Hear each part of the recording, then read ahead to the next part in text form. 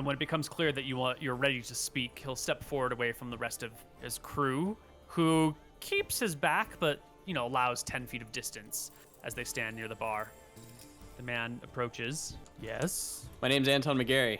We're here looking for a very specific brand of ion stones. We're from Arcadia. We're trying to kill the great beast that is a red dragon named Scoria.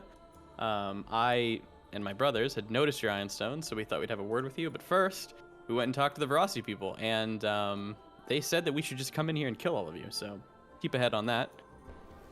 These, he points above his head, are not for sale or trade at this moment in time.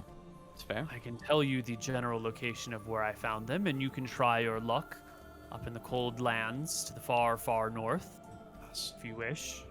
Are you familiar with the lost kingdom of Glacia? I'm not. Or at least that's what we call it these days. It's a frozen wasteland. Once was a thriving kingdom in a frozen wasteland. All gone now. But there are magics untold to be found if you can brave the dangers there.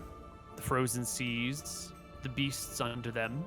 So Imre becomes visibly excited at the idea of exploring a long-lost kingdom with untold magics. This is exactly what I hoped for. Perhaps we can find more than the ones we needed. Perhaps we could find untold treasures. This reminds me of when we began adventuring, a year or two ago, however long it's been. We've agreed that we can share with you a certain amount of information. You're no little pups here who are foolish and greedy, about to throw your lives away. I can share some information with you. Is he speaking Dracissian now? Yeah, he's speaking, your native tongue with a fluent accent. Thank you for your assistance, friend. I didn't catch your name. My name's Imric. I offer a hand to him. He reaches out a hand to you. My name is Celebdil. Nice to meet you. Celebdil, it's a pleasure. I'm impressed. You carry 5 of the great stones. You must be a great warrior. Thank you. Well, what is it you ask of us for your help? I will need some form of payment. We can trade items or gold, platinum, mithril. Yes, we will take mithril. So you can meet back up with this guy a couple days later. Same tavern. And he'll set you down at a table, and he will tell you about Glacia. This place, that's their name for it, that they call it by. And they tell you of in the time before time, in the age of mist before history was recorded, far to the north, a great and powerful empire arose, powered by deep magics. Everyone within the empire is rumored to be a mage of some kind, or a cleric of some kind, or related to one, or maybe imported from far away. This place teemed with magic, too much magic. It caused its own problem. Magic comes with a cost, as you know, he says to Imric, in particular, arcane magic especially.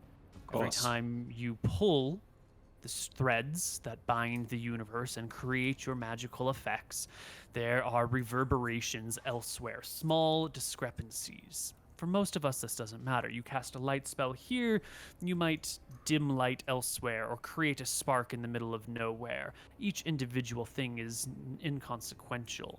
But when the amount of magic becomes too high, when it becomes too much, those small consequences build up and terrible things can happen.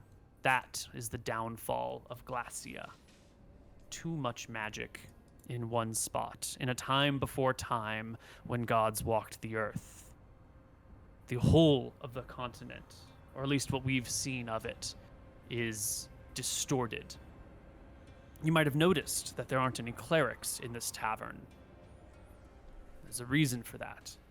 None of the clerical magic that has been attempted in Glacia has ever succeeded.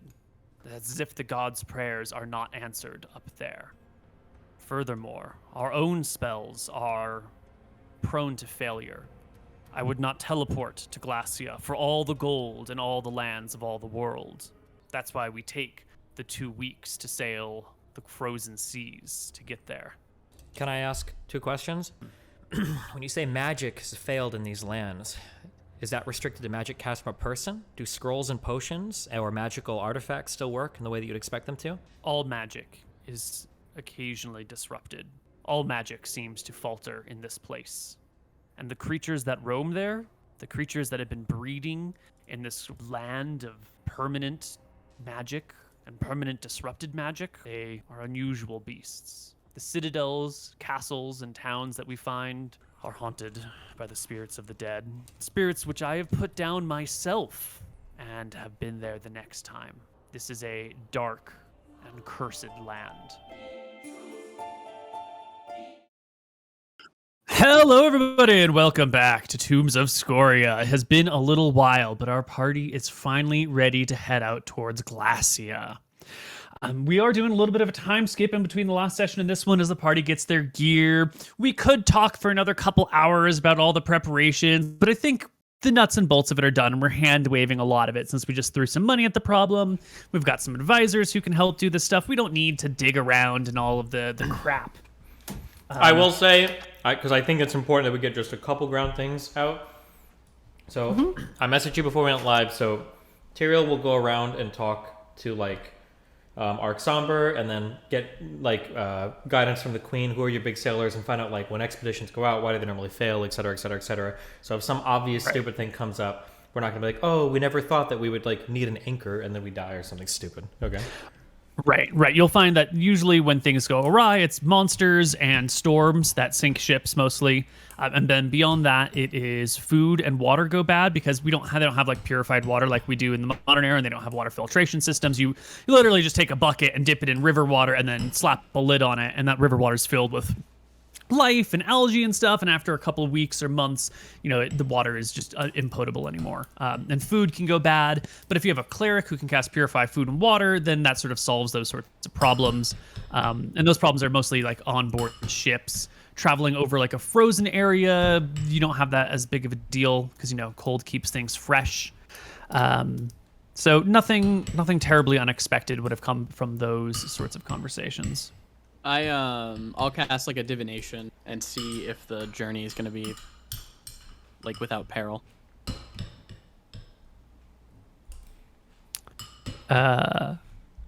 Yeah. Much danger awaits you on your journey. No, sorry, the journey there. Obviously the journey at the place is gonna be big issues. But on the way, are we gonna get our ship sunk, Gotcha. And it is a D100. That actually fails, but I took 3. But we'll see. It's fine.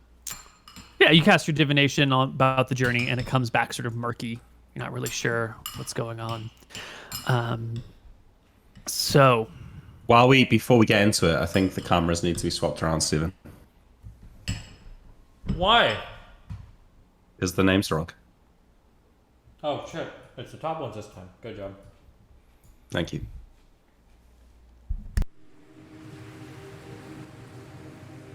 anything else before we begin our campaign? Anton writes a letter to his wife explaining where they're going to be going. He may never come back. And he seals it with a kiss. All right. And he has it sent away. She'll get that eventually. We're gonna have a conversation, a real quick one. The three of us. Are we on the boat? Mm-hmm. We alone? You can find a spot alone, yes. Nice. We've got our own cabins on the boat, right? Obviously. Indeed. No, the boat is. You don't each have your own private room. It's not that fancy of a vessel. It's a ship for hauling stuff. Sorry, buddy. Bullshit. Okay. Anton and Emmerich. This is likely to be our most dangerous journey yet. You'll know. We need to keep our wits about us. We need to be careful as we travel.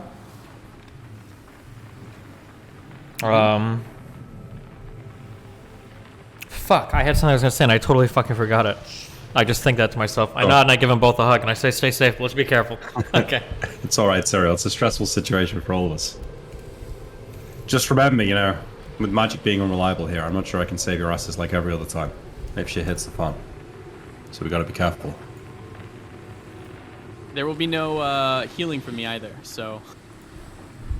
Good luck.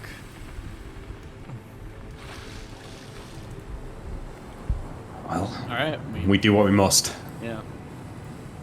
Okay.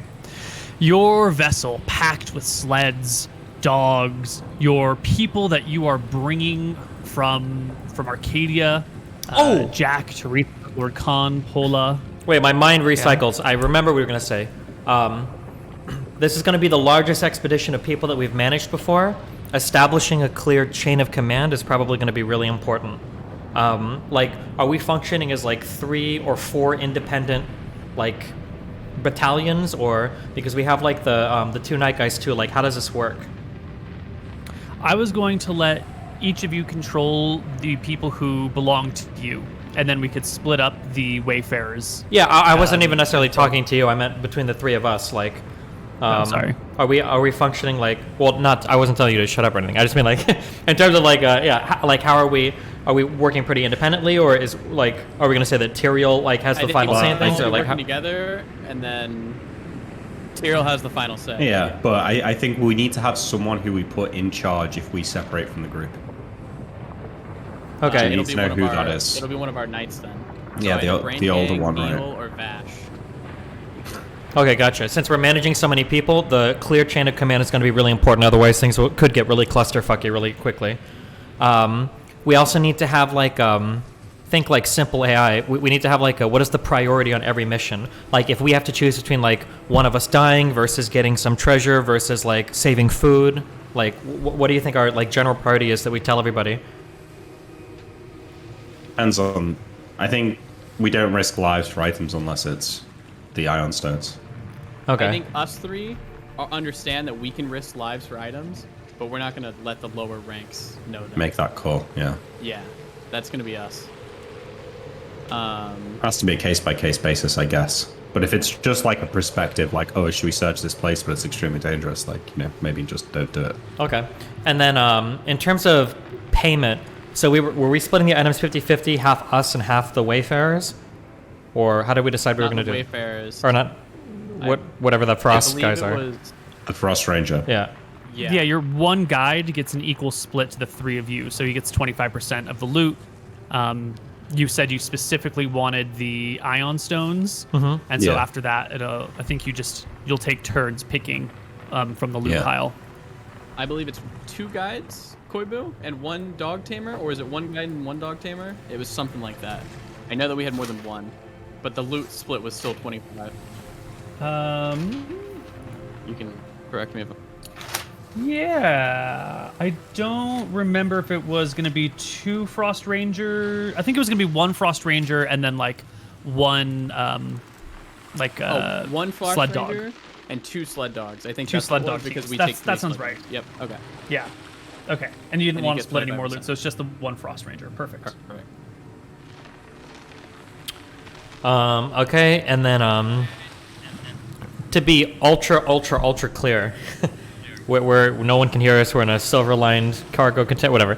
We don't have plans. We're not planning to like backstab or kill the Frost Ranger. I heard some joking about that. That's not like on the books or anything, right? Absolutely not. We wouldn't be here without them. Okay. We'd be lost and dead within the wilderness within days. Gotcha. Okay, cool. Okay, I think that should be everything then. Are our people happy just coming along with us, or are they going to demand magical items, or? They will expect compensation, but it's going to be up to you to decide what to give them. Let's Maybe give see them how cash, it goes maybe give first. them magic. Okay. All right. If we find a shitload of stuff, then we can give them magic. Otherwise, Cool. we can just pay them. Okay. They don't work for free, but you can decide. Okay. Okay. Okay. Aboard the ship, you sail north. For day after day, the weather turns colder, the seas turn darker, the winds pick up and die down, clouds circle overhead. After many days at sea, land comes into view. You can see tall mountain ranges covered with snow, with dark churning clouds above them, as a town inside a small, like Half Moon Bay style situation comes into view. Your Frost Ranger guide tells you that this is the town at which they dock and explore from. This is the place that we will start our journey. Is the town dangerous, or is it relatively safe? There is no safe place on Glacia. Understood. Oh, wait, Neil, as we're approaching, right, I want to get out my, 50 light stones on the deck of the ship. I want to try to estimate where the anti-magic zone begins by having enough light stones so that if it's random chance, one probably goes off pretty quickly.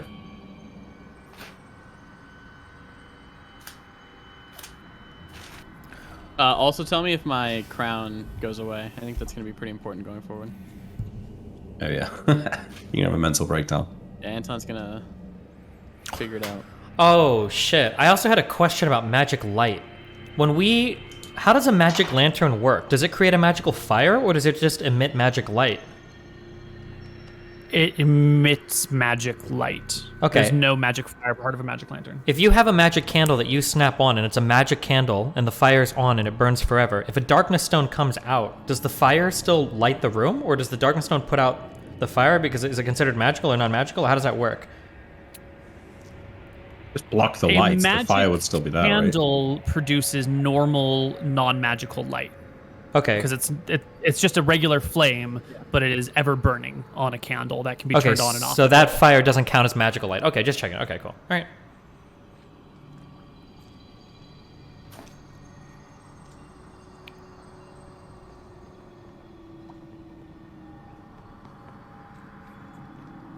So Nick, you Yes. step out. You see the island approaching, or you see this town approaching, and you pull out your light stones. And as you pull them out and set them down on the deck, they slosh back and forth as the ship moves side to side. But many of the stones are already out. Many of the stones do not light. I did kind of want to have this. So Nick, you Yes. step out. You see the island approaching, or you see this town approaching, and you pull out your light stones. And as you pull them out and set them down on the deck, they slosh back and forth as the ship moves side to side. But many of the stones are already out. Many of the stones do not light. I did kind of want to have this going as we approached, but if you want to say I'd forgotten until now, it's okay. No, you say as you approach, but the stones. The point is to can't try just and fit in work one out spot. where the area starts. Mm-hmm. So as soon as we were even within a day of it, I'd have got them out, and then. Well, you don't know if you're a day. The only time you know how close you are is when the things come into view. When you can see the mountains, you're like, now we're this close. Otherwise, you're just at sea. There's no GPS to be like, well, I can't see it yet, but there's always is it another day? Is it another 3 days? We'll just have to wait and see. So as soon as the mountains come into view, you pull out the light stones, and some of them are flickered out. Okay, well, I guess I'll try and observe the percentage. Yeah, so the percentage grows as we get closer. Yes, as you get to within hours from the dock, about 25% of your light stones are out. I'm Are gonna they attempt to constantly out? Yeah, okay, you do that. Yeah. Or do they? Sometimes they come back on, and other ones go out, and it's on average 25% of them out, or are they flickering off and staying So I get off? the impression that you're in a room with all these stones and in a grid, or in a box where you can keep an observational eye on them. So you're not with the rest of the crew. You're squirreled away below. And how are you you said you have a lot of light stones. How are you judging which ones come on and off? Are you just staring at them all? Are you segregating them somehow? Talk that's me a good through point. your magical process. That is a good point. I guess I take them into another room, one by one, or something like that, or put them into another box one by one where I can observe them separate from the other light stones. Oh, that's true, because you can't even tell which light stones are failing. Yeah. So I'd have to pull them out one by one and check them. Yeah. Separate them into working and non-working or something like that. And then constantly keep have the checking them non-working all the ones time. in a room, and have the working ones in a room. And then if the non-working room ever lights up, I find the one that's not working and find the one that started working. You know what I mean? Is this bit awkward. to figure out right now? Well, it's turning into more complicated than I thought. But if I'm just doing it while I'm on the ship. It doesn't really take any time in game. No, in game, sure. Some of them will flicker back on, but most of them once unworking just stay unworking. MrMouton, I attempt to cast As the Heal Light island Wounds. comes into view, your crown fails immediately. How does Anton feel? Cool. Probably just feels like a fucking dummy again. What's wisdom, not intelligence, right? Yeah, I guess. It feels don't know sort what of that would like be, you've right? gone from being sober to being like a little bit drunk. Like the clarity and peace of mind and being able to like organize things sort of fades a little bit. There's just a tiny bit of brain fog, just like you have to think for a few more moments and like intentionally clear your head to make sense of something. And you find yourself like maybe just a little bit more forgetful and a little less present in the moment and aware of what's happening around you. There's just that I'm gonna- slight intoxication. Attempt to use my amulet and put a weapon in. Does it work? Because I think we agreed that amulets were like artifacts. Yeah, So- the amulet seems to function just fine. Okay. And I guess we'll just keep going until we get there. Yeah. My ethereal quiver, is that working? You go to draw an arrow from your ethereal quiver, and it's there. It works just fine. Oh, we don't have any bags of holding on this trip, right? No, we didn't bring You bags of holding. specifically didn't bring them with Because you, we yeah. know that we can't, yeah. Gotcha.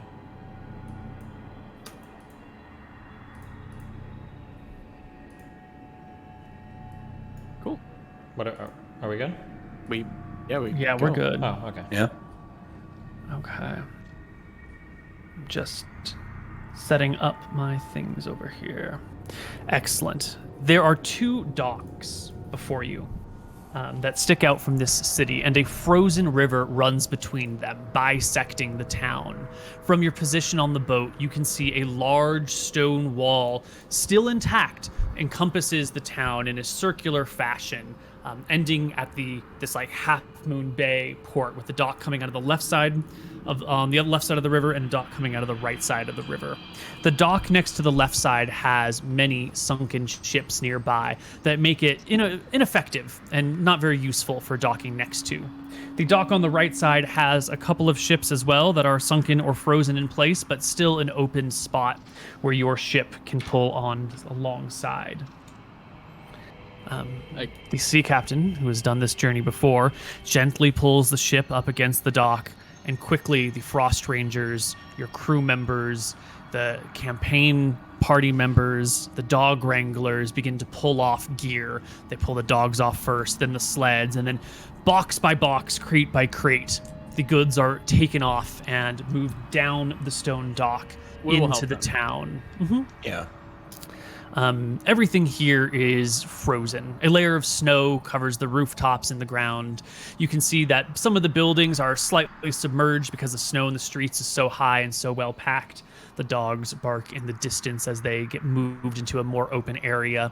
Walls are made of stone. Roofs are made of some sort of tile. It doesn't look like a clay tile, but it looks more metallic, but if you like tap them, they're definitely not metal. It's some sort of like slate gray something, maybe like a hematite stone. Oh, of Hard course. to tell. Hematite, yes. Yeah. Yeah. Is Bit the by bit. architecture significantly different to anything that we would get at home? It is stylistically different, but not structurally different. Yeah. I'll ask one of the Frost Rangers as we disembark and we're moving the supplies up and down the stone walkway. Why are so many ships destroyed right here in the docks? The ranger will point out one that's sitting right next to the ship that you all have gotten off of. I was on that ship when it sank, or right after it sank. We brought it up to the dock, unloaded our gear. Something came from the water, snapped at the bottom of the ship, broke the planks, dragged it down somewhat before it stopped at that point. We never did figure out what it was, but the sea here is shallow enough that it didn't sink further than this, and then it just froze in place. The other Did you one, get home? blind luck. So another group was coming. We stayed here on the docks for a week and a half, and then another party arrived. We took their ship home, and they went on their own expedition. I hope you're still as lucky now as you were then. The other ships were here before I came. I assume some of them are ancient and some of them suffered fates like my last one. I nod. Can I take out my compass? Is it spinning like a meme, or is it actually working? No, it works fine. It points north. Okay. I'll tap my hammer and my sword, and I'll ask, have either of you ever been this far north?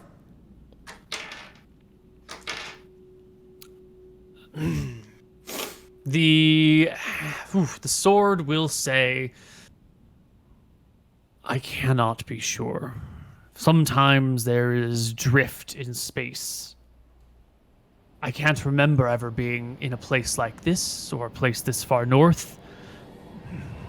But temporal displacement is a function, and I feel uneasy here. I nod. Something reminds me of an old memory that I cannot quite place. Hopefully no rust monsters here at least. Alright, and then I just continue moving stuff. The walls of this town, are they incredibly well built, or is it weird the fact that they're still intact after all of this time?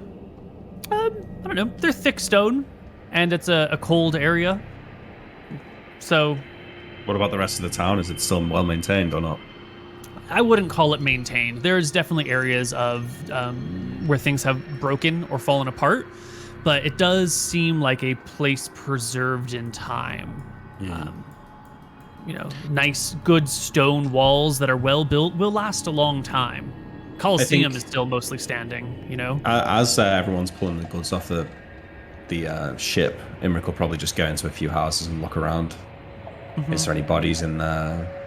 No, there's no bodies in these places. Some snow comes in through the doorways. Some of the rooms you can find are still sort of empty. Some have broken windows that has allowed snow or ice to come on in. The whole area has been clearly picked over already. Anything that could have been of use, anything that could have been firewood, anything that might have been living or dead is all moved out. It is empty and eerie. Are there any dragons nearby? I'll tap the hammer. I touched them both earlier, so I'd assume he would have said something if there was, but I'll tap the hammer and I'll ask, Crawford, any dragons nearby? I cannot feel them, no.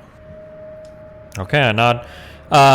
Something that will work out, so I'll have said this when Imric goes off to investigate. Every time you go somewhere, make sure that you take your party with you. Don't travel alone, even into a simple house. For all we know, this will toss you into another dimension. Number one. All right. Number two, in case we ever split up, can we all whistle with our fingers? Is that or do we need like a bell or like a whistle? I think we brought whistles, right? You have brought whistles. That makes sense. Yeah. For like a simple thing, can we say one whistle is I found something of interest. 2 whistles is like there's danger, I need help, so that we all know if we get split up, like how to find people or whatever. Yeah. Okay. 3 whistles for White Walkers. Gotcha. Cool. Yeah. Okay. After everything is unloaded and everyone comes into the area just at the base of the docks for grouping and staging, the Frost Ranger takes a quick head count. Everyone is present, and everyone begins to sort of fan out a little bit and just take a look around, keeping in groups to make sure that nothing is unusual. When you hear a single whistle blow coming from the distance, coming from north along the edge of the frozen river. Where no party should be. Groups are moving about in Okay. conjunction just to kind of give a lay of the land and make sure that there's nothing hiding around a corner or anything. And so you hear the single whistle blow, and then nice long pause, and then another single whistle blow coming from the north along the edge of the river. I look to one of the Frost Rangers quickly and I say, do you ever find monsters that plant devious traps or impersonate people or anything out here like that? There's a slow nod from the Frost Ranger. I don't know if devious trap is the right word, but unexpected things abound. Things that don't make sense. Things that are... things that can be confusing. I nod. Well, My biggest concern is... can't ignore it. Yeah, of course. We'll go. My biggest concern is it banshees that pop up from the snow and petrify people? Do we have to worry about that here? We've been through those before, yeah. Do you have a way to We haven't undo seen that or before. That's I like to Anton. not in this campaign, at least. I don't think that was this campaign. But No. I'm sure we'd be worried of banshees, so I don't know if someone died out here and their soul's twisted enough, maybe. There are ghosts apparitions, phantasms that appear from time to time, remnants of lost souls from long ago. Some of them are violent, some of them are they jabber at you. Others seem to not see you and go about the aspects of their daily life. We're gonna be heading towards the whistle, I think. Yeah. I'll say to that, if the gods aren't here, then what's to keep the undead at bay? It's no surprise they show their face. Okay. Gods I'll keep the undead at bay. I'll lead this. On my character sheet, I'm going to be wearing my Ring of Reaction and my Ring of Petrification Resistance. I'll swap those out now, and then I'll begin walking north. I'm doing +2 in free action ring. Okay. You head north and you find Hans and Vega standing over a body. The body is curled in like the fetal position, but sitting down, so knees pulled against the chest, arms wrapped around the knees, cloak pulled over them all, long hair falling over the body to help insulate it, but it's clearly frozen solid. I'll reach down and I'll start to, I guess, jostle it, make sure it's dead, obviously. Yeah, it's dead, but immediately you recognize Teresa, the cleric in your party. Wait. Like the dead person? But she's not. Yeah. Is she near us or no? You look around and Teresa is walking with Jack towards you. Fuck is that? I shake my head and I look to Anton or Emmerich. Any explanation for this? I shrug. Whatever it is, I don't think we should disturb it. Wait, what if this is Teresa and that isn't? Teresa and Jack will be here in about 45 seconds if you want to interrupt them from seeing the body or not. No, I don't think so. Okay. No, I'll place myself between them. Hold on. Teresa is... I'll look to Anton and I'll say, go ask her a few questions, just in case. Ask her where we met for the first time. Anton will walk over, stop, wave at Jack and Teresa. What is it? What'd you find? Teresa, do you remember the exact place that we met the first time? Yeah, we almost killed you in the Tomb of the Dwarven Lords. I nod and I'll tell them to come take him over. What's the problem, boy? Says Jack. You'll see soon enough, Jack. Yeah, they approach and see her there. She looks confused and then aghast and horrified. What's this? Anton? We don't know. Is it Yeah. is it wearing her clothes? Does it have her gear? Doesn't have any of her gear, but has all of her clothes. So no We weapon need to or get. anything like We that? need to group up, and we need to No create weapons, no rings, actually no boots. The pants, the shirt, the cloak are there, but the feet are bare. We need to group up as a whole group, and we need to make a code word now. That I can say to somebody and they can respond, and we know that they're one of us, quote unquote. Okay. Yeah. So what's the code word, Anton? Where Don't does say Balthara. That's easy to guess. Where does the narwhal bacon? I'm sorry. I was gonna say something about our queen's name. We'll say Drekus, and then they'll say, what's the queen's name? Valeria. Valyria, yeah. Okay, then does that work? I guess so. I didn't have you down as such a royalist, but Did you say Valeria? Drakus Valeria? the first party Valyria. says Drakus, and then the second one says Valoria Yeah, in response. that works. Okay. No, wait, I shake my Anton. head. The first word should be McGarry, and the follow-up should be the Dragon Slayers. I like that better. Sure. Okay. Okay. What is Okay. the significance of... So, we have a body, it has clothes on, but suspiciously and, uniquely no boots. Why? What does that mean? Is there some type of zombie it's- that walks without boots? Is there some type of monster that can only imitate from the ankle-up clothing, or what does this mean? I asked the guys who have been here multiple times. Yeah. Do they have any ideas? Maybe the it's Frost Ranger shakes his head. The dog drivers shake their heads. maybe it's been here for a while and something took them.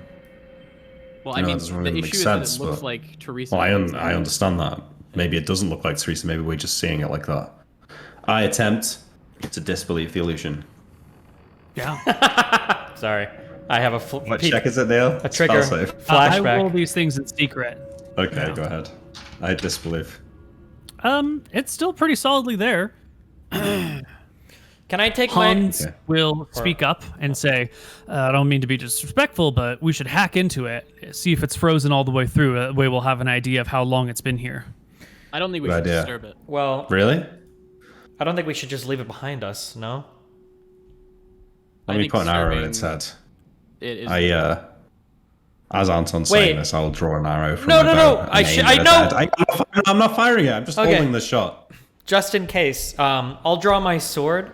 Can I like slit the arm and see if Teresa's harmed in case there's some type of voodoo or something? I don't know if that's even a thing in this world. It's a good idea to check. You cut into the arm a little bit, and Teresa seems fine.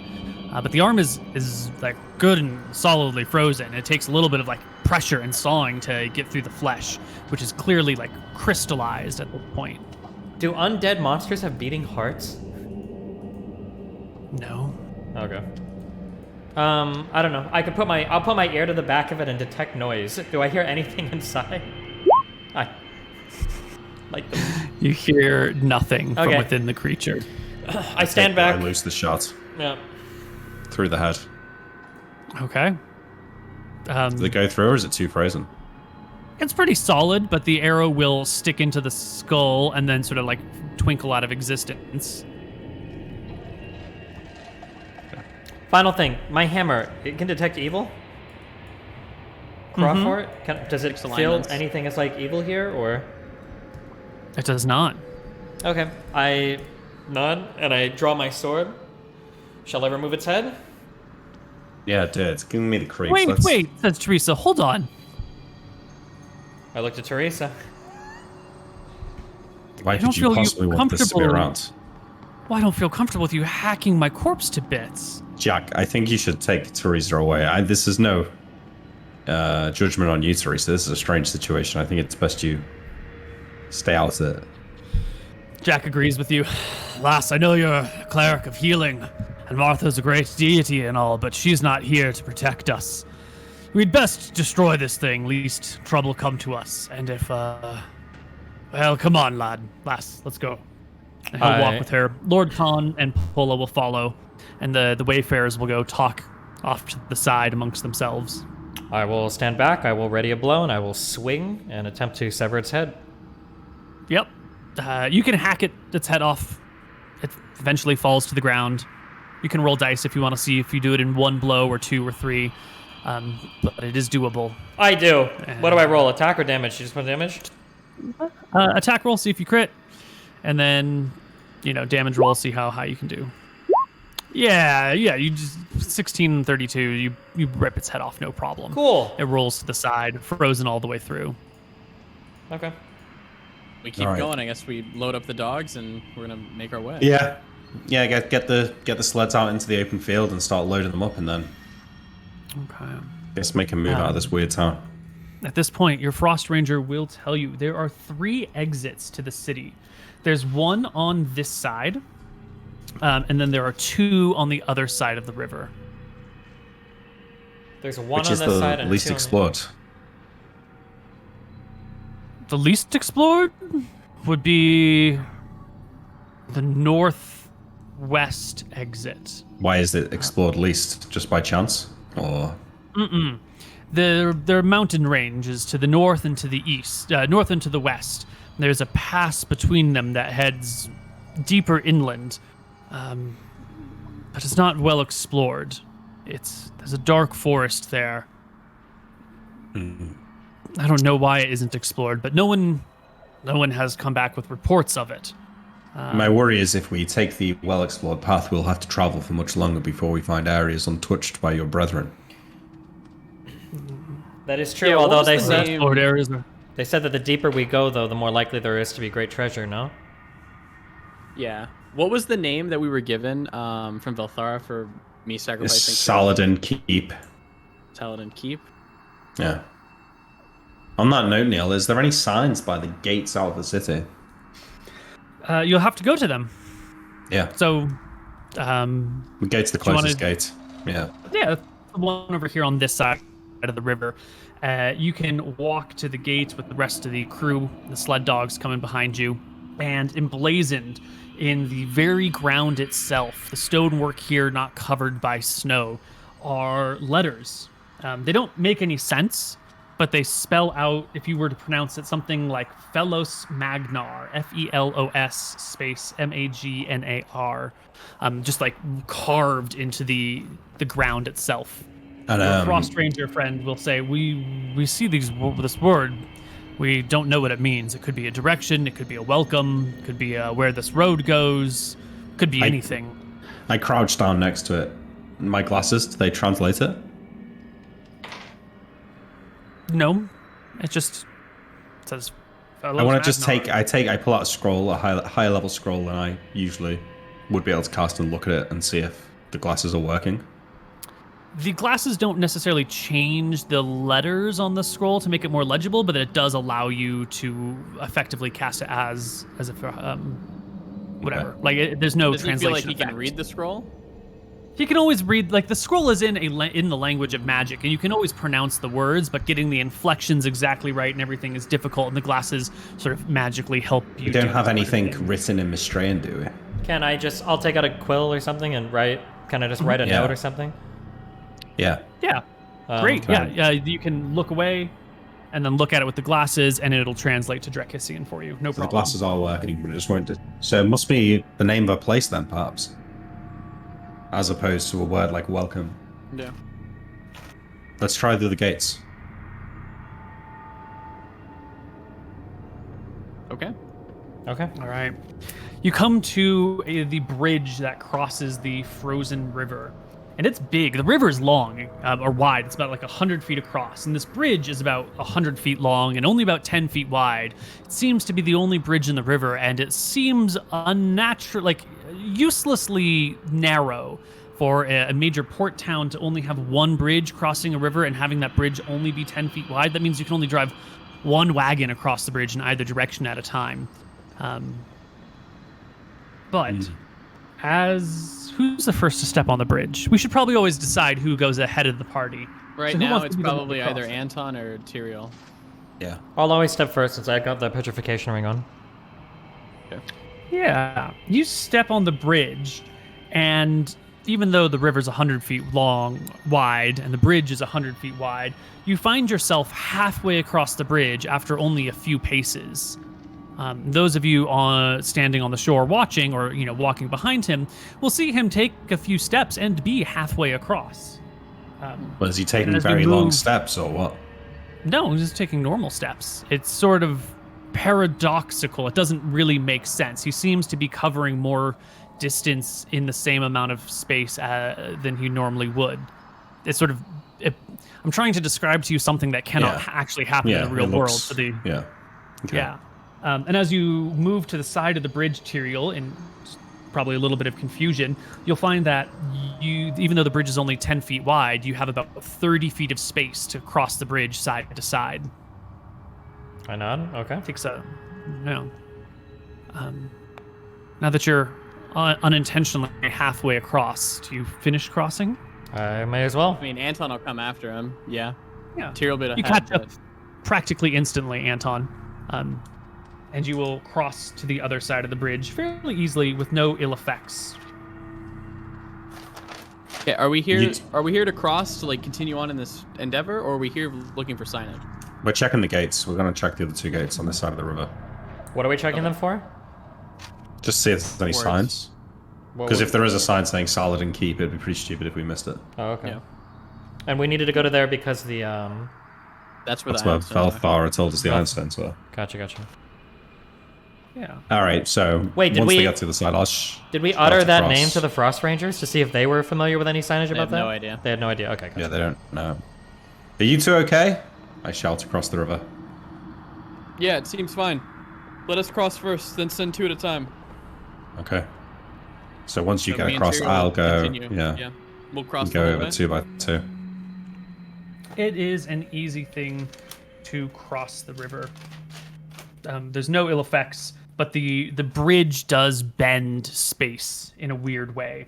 so that it's only 30 feet long and 30 feet wide instead of 100 feet long and 10 feet wide. Okay. Cool. But yeah, eventually the four of you cross. I assume everyone crosses over eventually. Yep. Yeah. Yeah, the whole party comes across, no problem. You go to check the other two gates, and they are, covered in snow. It'll take you a little while to dig around in the weather here, or dig around in the ground. The southwest exit says...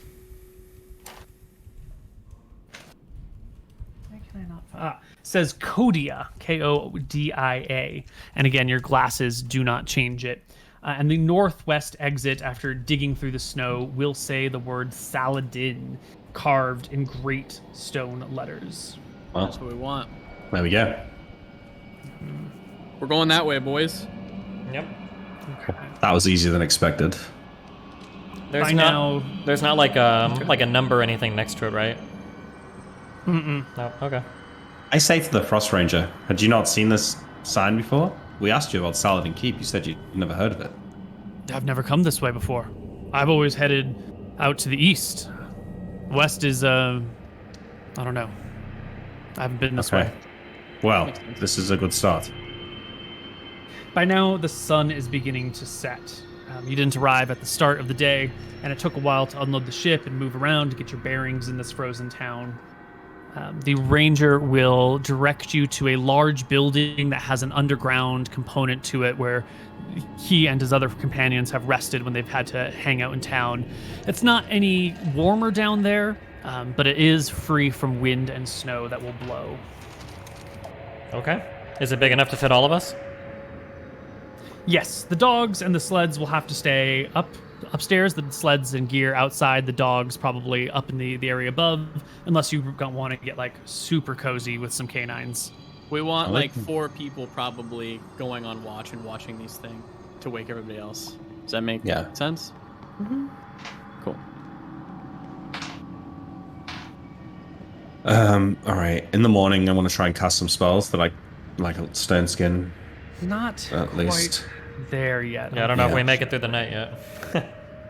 I was more like just telling you two that I'll try. I'm not going to be able to cast spells during the day, but in the mornings I can.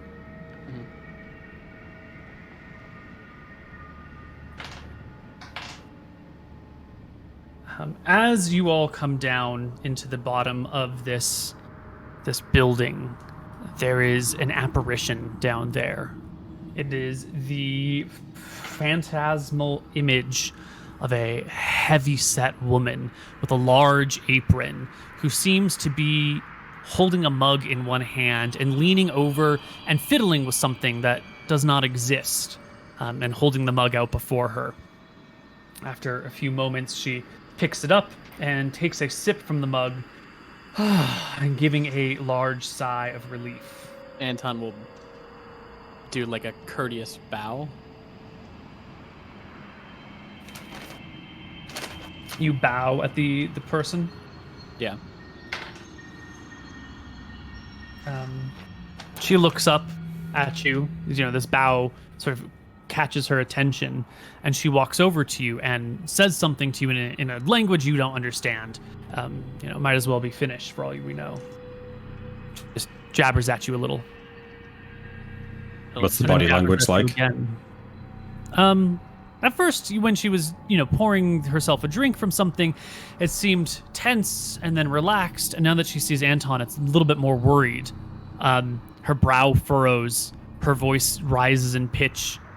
The tone becomes concerned. Anton will like point at his ears and then he'll like nod, like shake his head. She reaches out a hand for you and taps your amulet that you hang around your neck. And she taps it over and over again, although you don't quite feel the force of her finger. Anton will nod at her.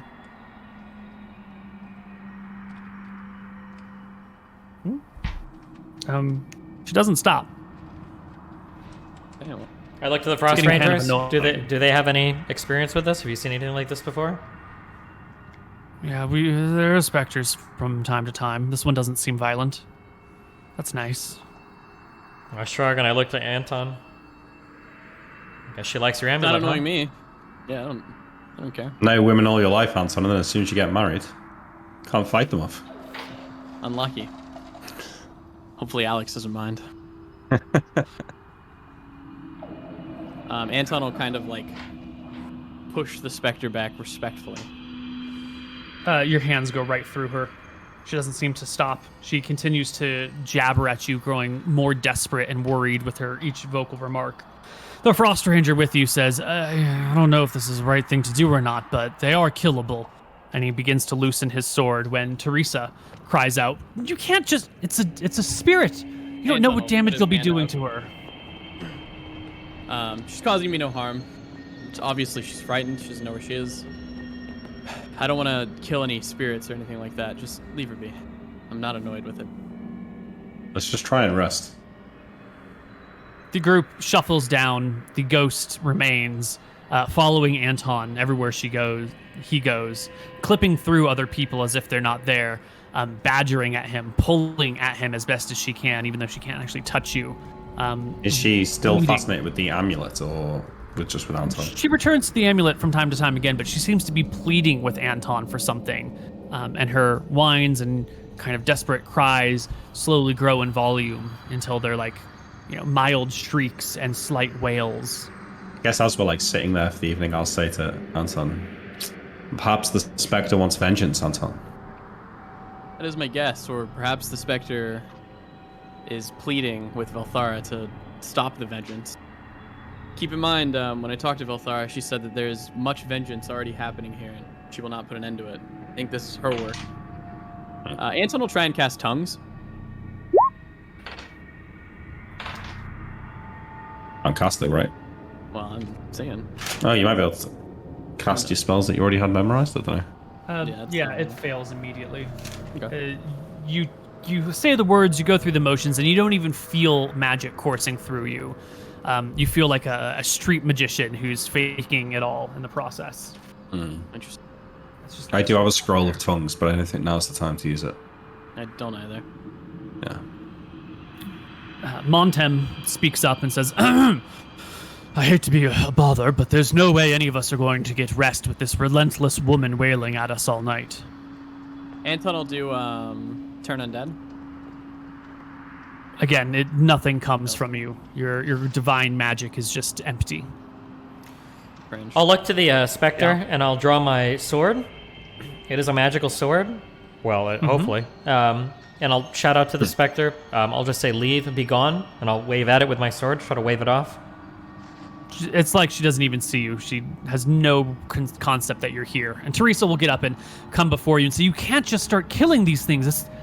This person could be locked in time. She might not be a ghost. I look to Teresa and I say, the only answer. What alternative do you suggest then? We're not going to sleep with us down here. Anton, maybe you should sleep in another room. At least then the rest of us can rest. No, I shake my head. We're not sending him off to another room. We'll slay the specter. No, Tyrell, I don't think we should just randomly kill things here. We're here for items. She's not bothering me. Just leave her be. It's fine. She can't do anything. Where are you going to sleep? Well, let me see. I casted Iron Vigil, obviously, before we got here. And it allows me not to sleep, eat, or drink, or whatever. For fucking 1 week plus 1 day per level. You can just go and watch them. Yeah, everyone else is cold and tired, and you find yourself just cold. You don't seem exhausted. You feel like you could stay up all night. I'll explain to them that I have Iron Vigil on me for a week and 9 days, so 2 weeks and 2 days or whatever. And I don't need to sleep. I can stay on watch. I'll deal with the Spectre. It's not a big deal. Okay, all nine. I'll say you can. Stay vigilant. If anything happens, I'll handle it. As we walk back downstairs from Anton, I'll say to Tyrell, there's a good chance his crown that we got underwater has stopped working. Tyrell, we should keep an eye on his well-being. Yeah, I nod. You should be keeping an eye on all three of us. Who knows what's going to go on out here? Yeah. Well, let's start with a good night's sleep. At least we know the way. I know. Anton, while they're sleeping or whatever, he'll be upstairs with the spirit and he'll just say prayers for her, I guess. He'll do like a small ceremony. I don't know.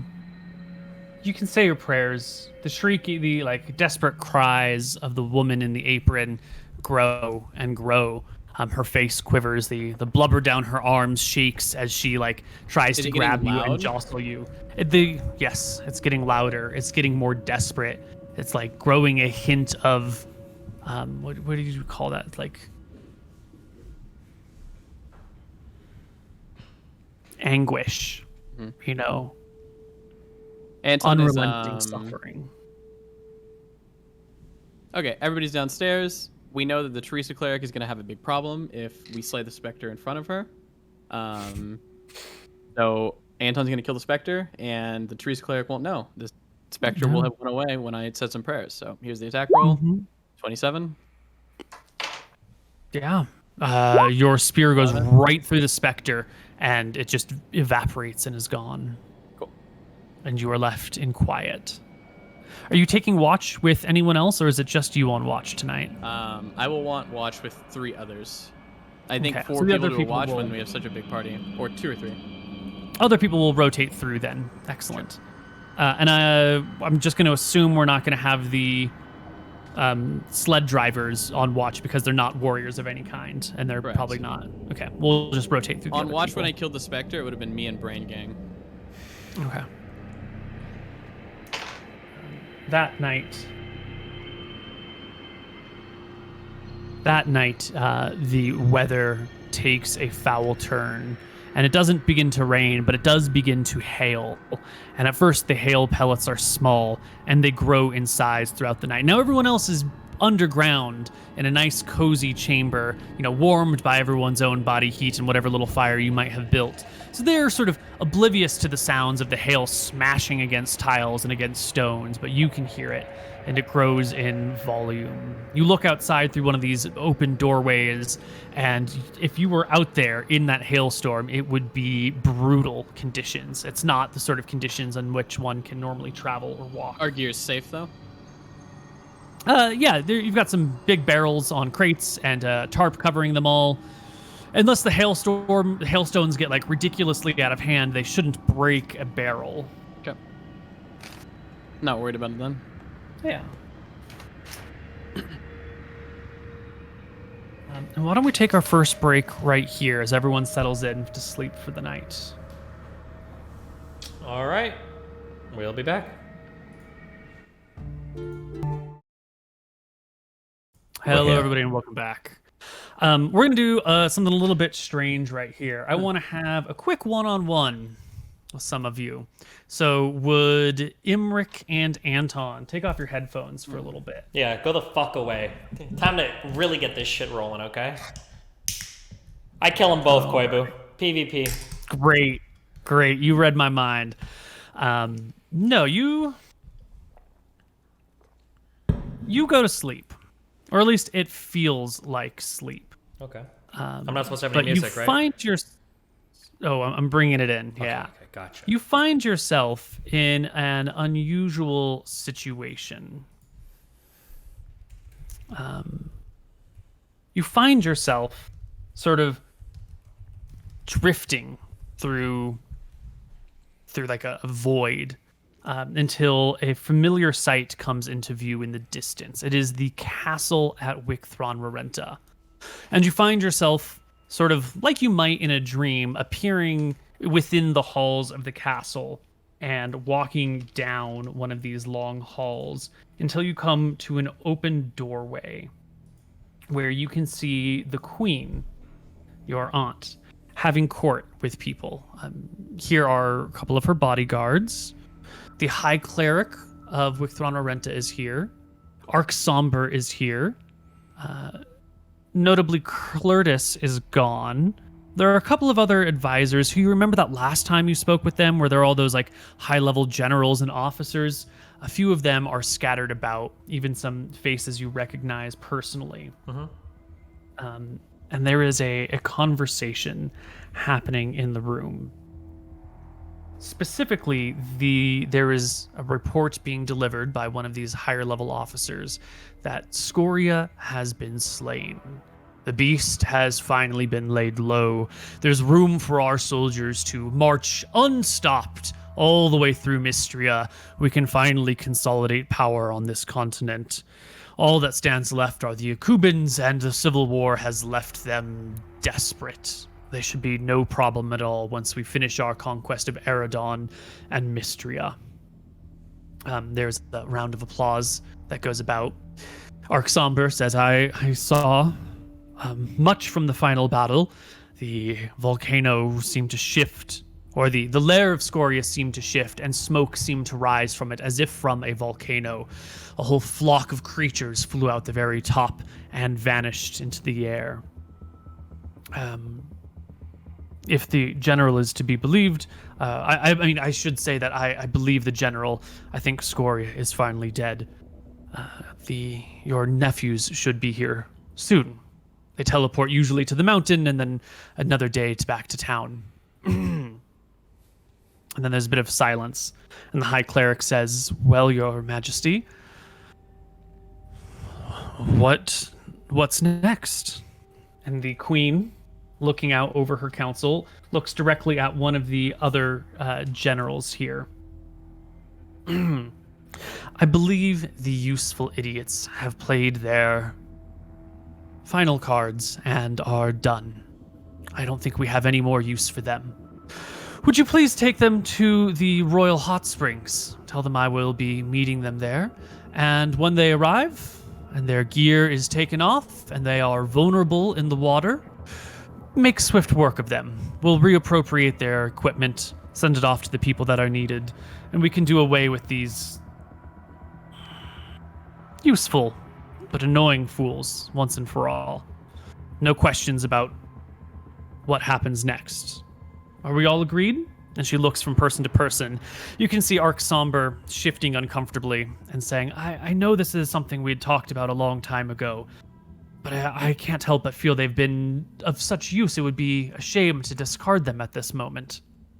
And the Queen says, Somber, you should know by now, they are capable of great harm, and you, like I, have seen into their hearts. Anton in particular is a dangerous man. Any one of these could overthrow this kingdom, send everything that we've worked for into ruin. They are too great of a risk to keep alive. We should get rid of them. I know it doesn't seem kind, and it doesn't seem fair, and they are my kin, but they are a danger to everyone. It's best to break up that amount of power. It shouldn't be in the hands of such uneasy-headed folks. Somber bobs her head. I know. I've grown fond of them. Nimric and I, in particular, have become quite friendly. The Queen just sort of watches Somber for a minute or two. And after a little while, she begins to sort of Somber begins to shift slightly and bows her head and says, but of course, if you say that's what we must do, then that's what we must do. The Queen dismisses everyone. They leave. Her bodyguards stay behind. She goes over to one of them and says, I want you to keep a closer eye on Somber.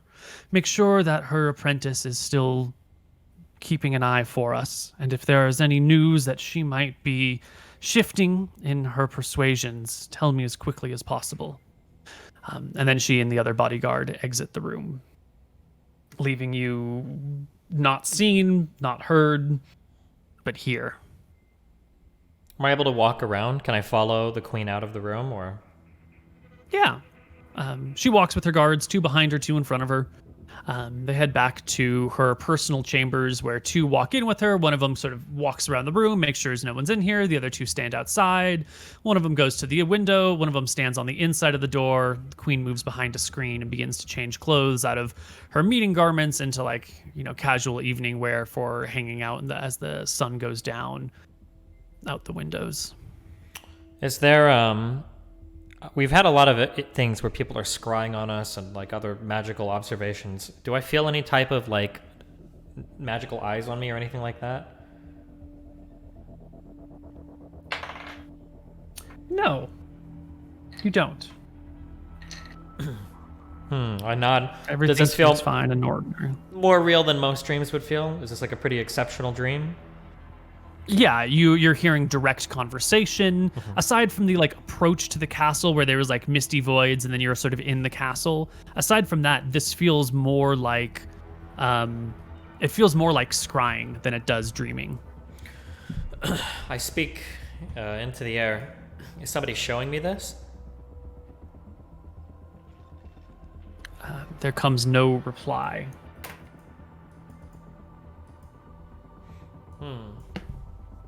Why not? Okay. And as you feel sort of done with it, it just fades away from you, and you return to restful sleep. Okay. And now we'll bring in Nick. Does that mean, am I leaving? Yeah, you're leaving. Get out of here.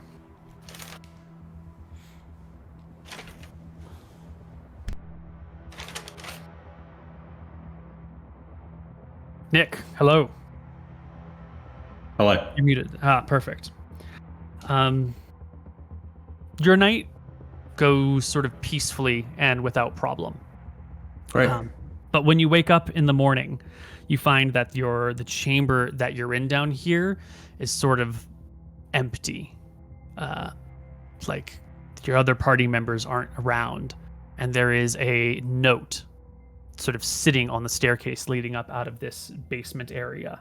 Is there signs that they were here, like their sleeping bags, bits of food? No, their gear is gone. Like they cleaned up, or like they were never here? Hard to tell. Like they cleaned up. Like you can see footprints and the ground has been disturbed. All right. I mean, I walk up to the. I guess I go upstairs to see what's going on and then see the note. So I will read it. It says, "Brother, without your magic, we have no use for you. We're going on without you. Please keep an eye and make sure that the town is safe for our return."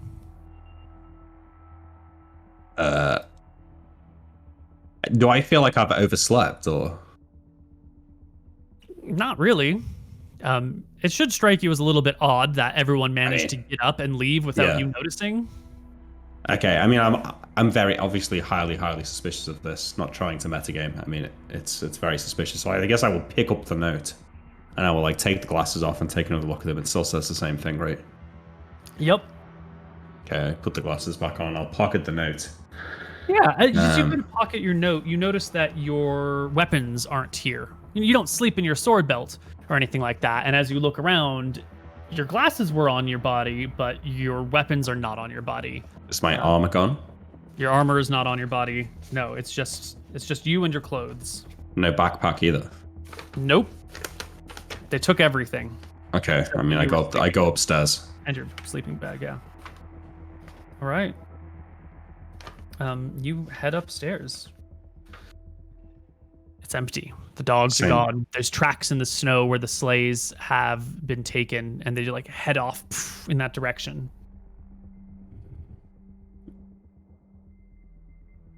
How strange. I think I will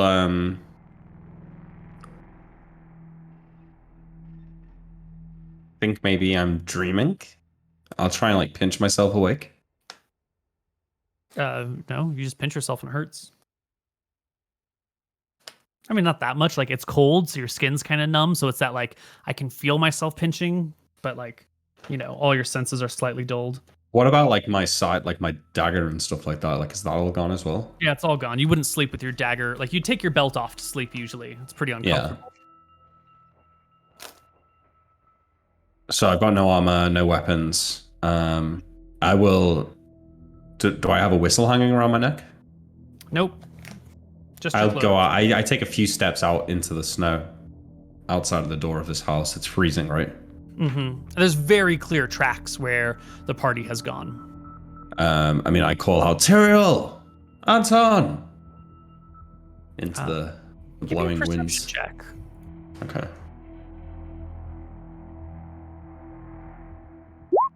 Oh. Yeah, you hear this like crunch, crunch, crunch in the snow. I whip around to see where it's coming from. Yeah, you can look around this building and see a very large, white-haired ape-like creature with long fur coming off of the face, stalking towards you. Arms dangle past its knees. Its biceps are big around as your thighs. This massive Yeti-looking creature is coming towards you. Stomp, stomp, stomp.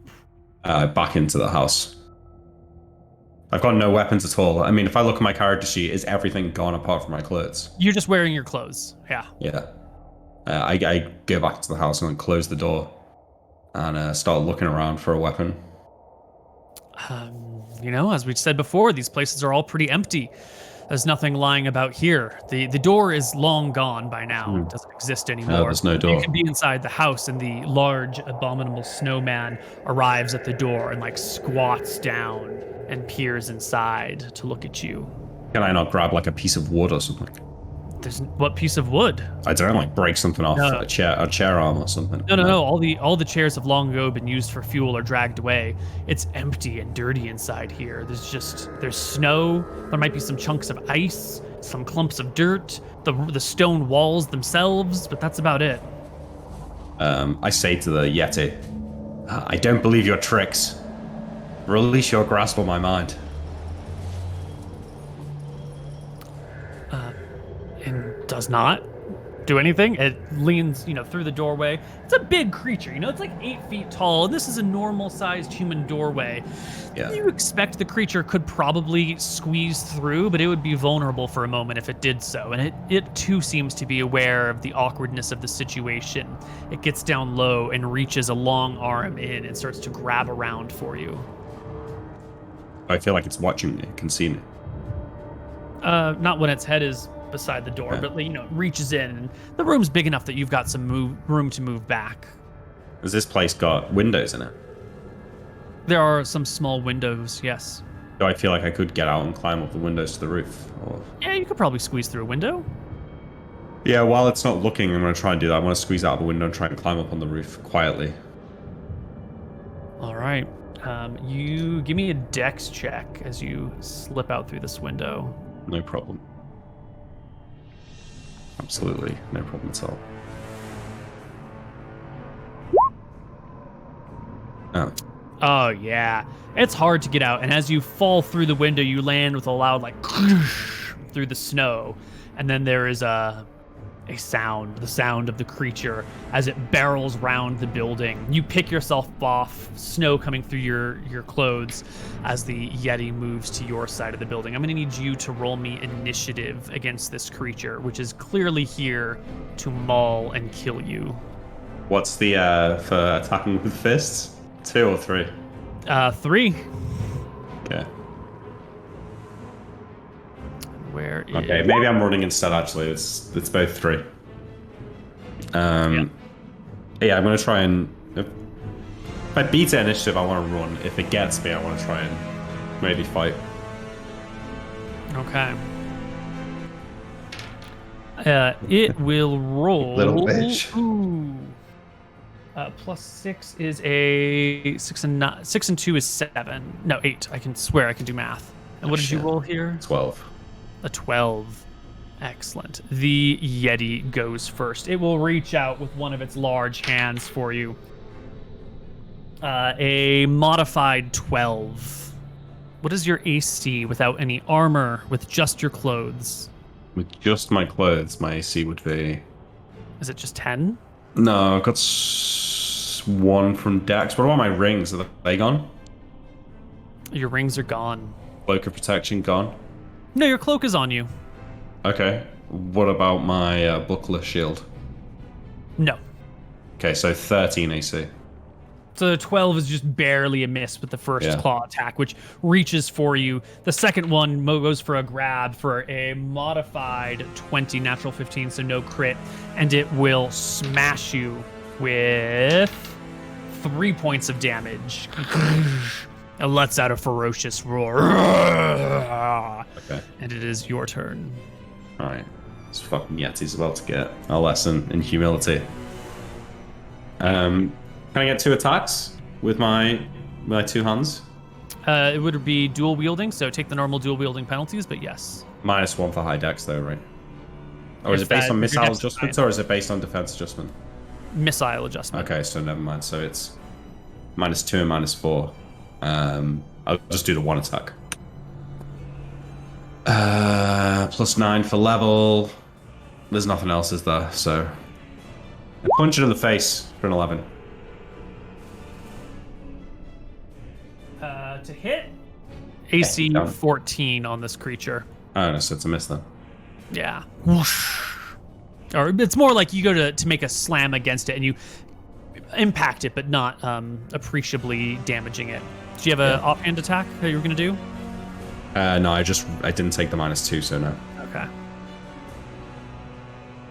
Okay. Then we will roll initiative for the next round.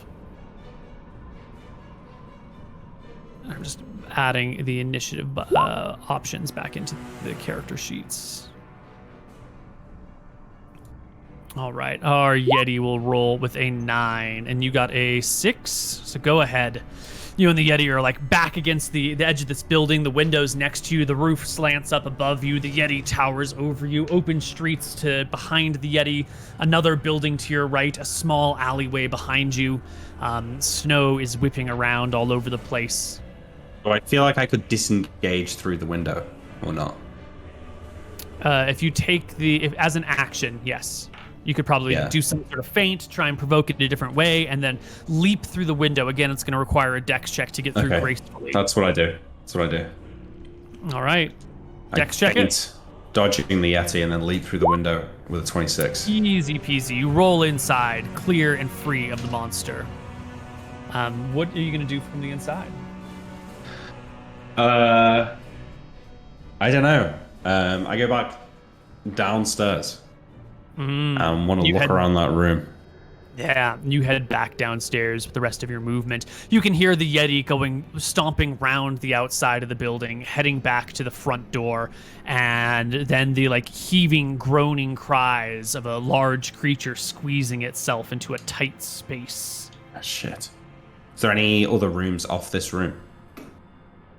The room upstairs is pretty much just one large empty room, and then there's a stairway that heads back through an abandoned doorway. There's no more door in it, and a staircase that comes down to what once was probably a cellar or a basement of some kind, and is now just an empty chamber. And that's where I am. And that's where you are, backed into a corner. Okay. I guess there's no other way out of this room other than up the stairs, and the Yeti's already in the building. Mm-hmm. Okay. I mean, all right, initiative time. I wait for it to get down here. Yeah. Yeah. The Yeti's up there. He sees you down in the basement. And you get to go first. Okay, this time I am gonna hang on, let me look at my spell list.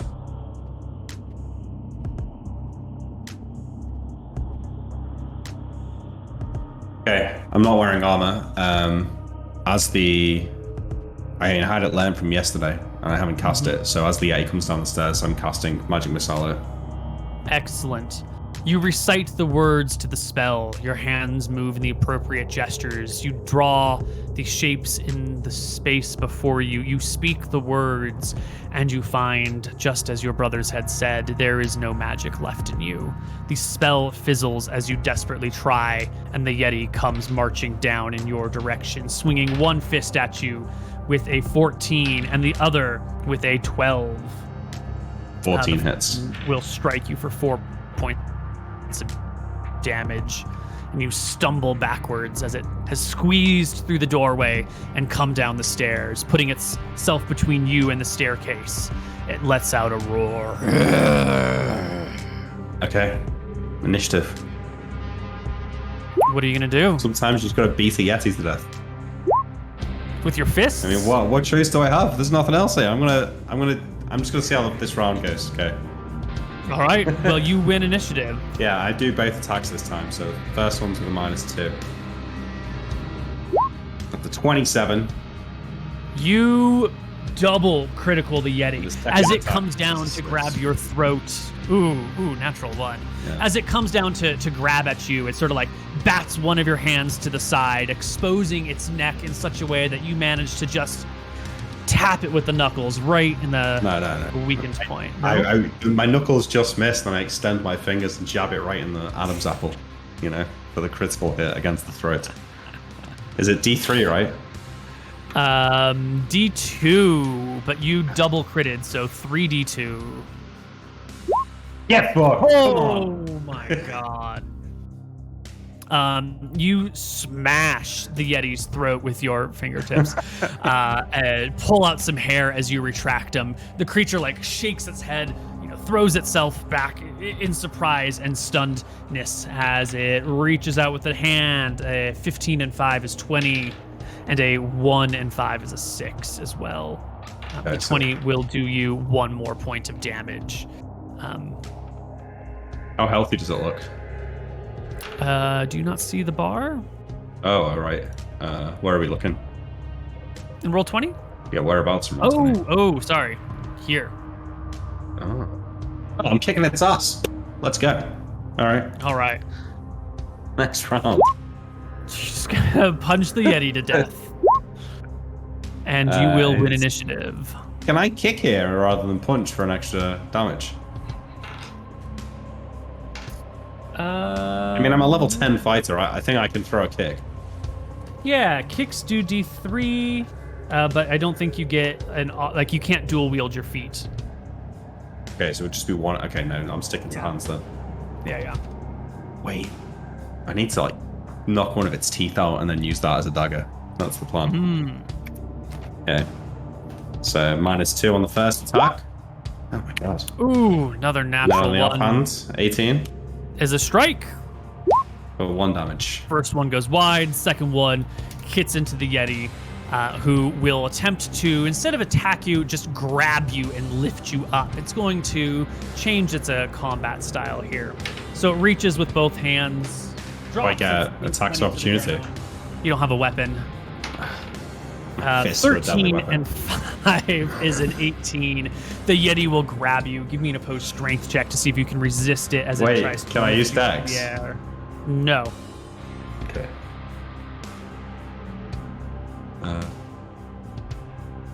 Strength, sorry.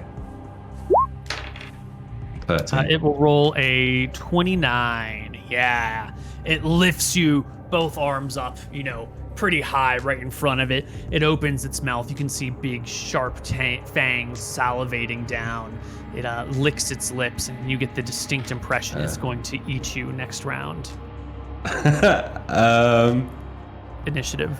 Wait, I do that thing in the movie, somebody's about to kill me, and I look around, and maybe there's a knife on the floor. Because it's lifting you way off, but if you look up, there is the rafters that hold the roof of the basement in place. There's a large wooden board, not board, but a beam, a 2-foot wide beam up here.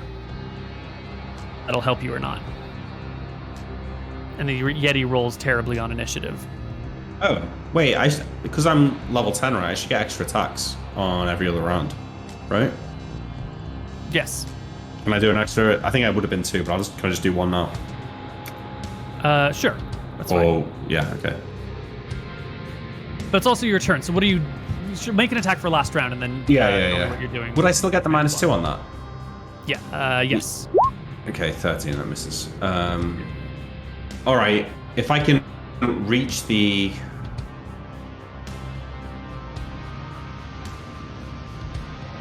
girder, the throat or something. Okay, are you gonna punch or bite? Probably punch. You get more attacks with your fists than you do with your teeth. Yeah. Or maybe you want to go for a bite? bite. I don't know. Well, what's the advantage of the bite?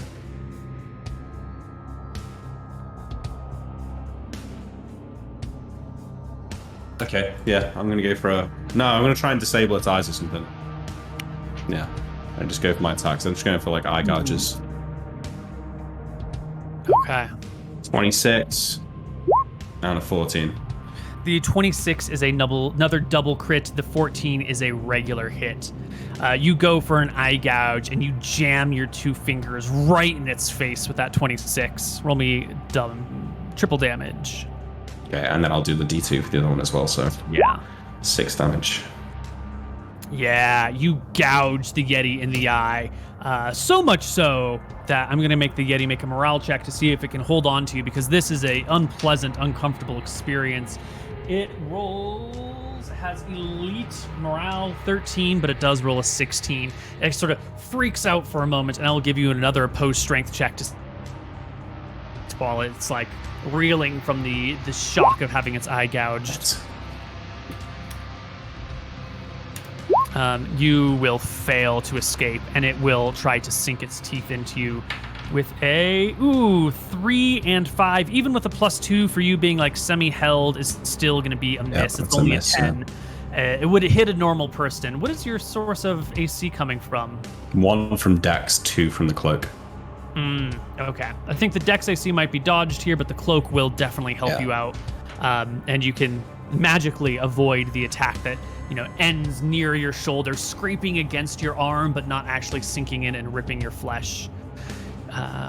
Give me initiative. Killing this Yeti, lads. 8. You go first again. Oh my Triple god. crit and another hit. 3, 4d2. But 8 damage, yes, come on. The Yeti is all... Tell me what you do to do another crit and all max damage here. I'm still in its grasp, right? Uh-huh. I think last turn... Have you seen that movie 28 Days Later? I think I've got my thumbs like in its eyes, and I'm like just driving my thumbs like deeper down into its eye sockets, getting closer to its brain. Let me give it a saving throw versus death here. Because you've crit it a couple of times in the eyes. There's got to be some sort of consequence for that. We can't just let that lay, Yeti has saving throw versus death of 13, and it rolled a 12. You will pop out one of the eyes on the Yeti, and it will... Let's take a look at this table over here quickly. I'm pretty sure that's going to be at least stunned 1 round. Piercing, humanoid, head. Injured, -4 penalty to all attacks. If helmed, victim is only stunned 1 round instead. So no, the eye is injured. It has a penalty of 4 to attacks, as like the eye hangs out of the socket. It is not stunned, and so it will make its attacks at -4. Desperately, like dropping you to the ground, and then desperately clawing at you with a 5 and a 6. Both of them misses. The Yeti, one eye, reaching around for you, is in a bad spot. First.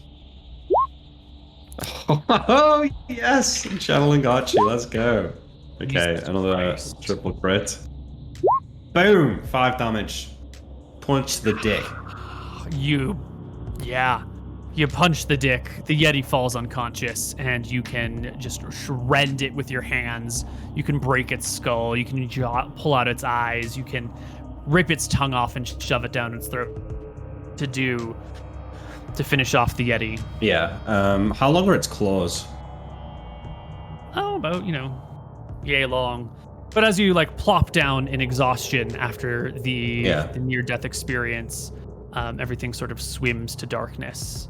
And you find yourself waking up the next morning. Your friends and companions all around you. And let's bring the rest of the party back. Oh, Anton's not getting it, so okay. No, he didn't go to sleep. MrMouton.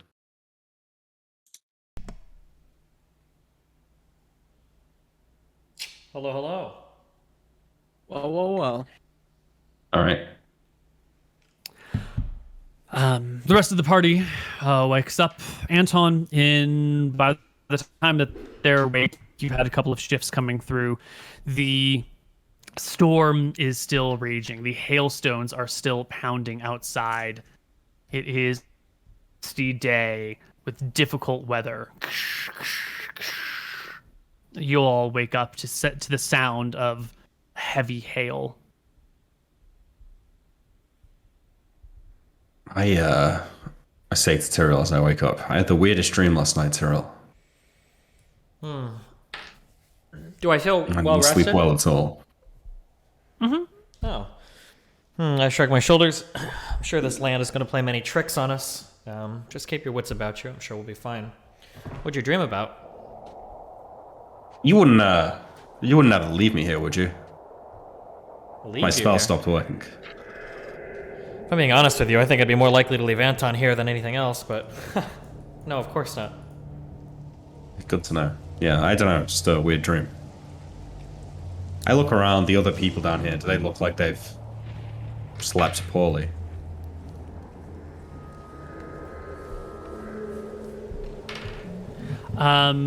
Vash looks extremely shaken as he wakes up and looks around the area.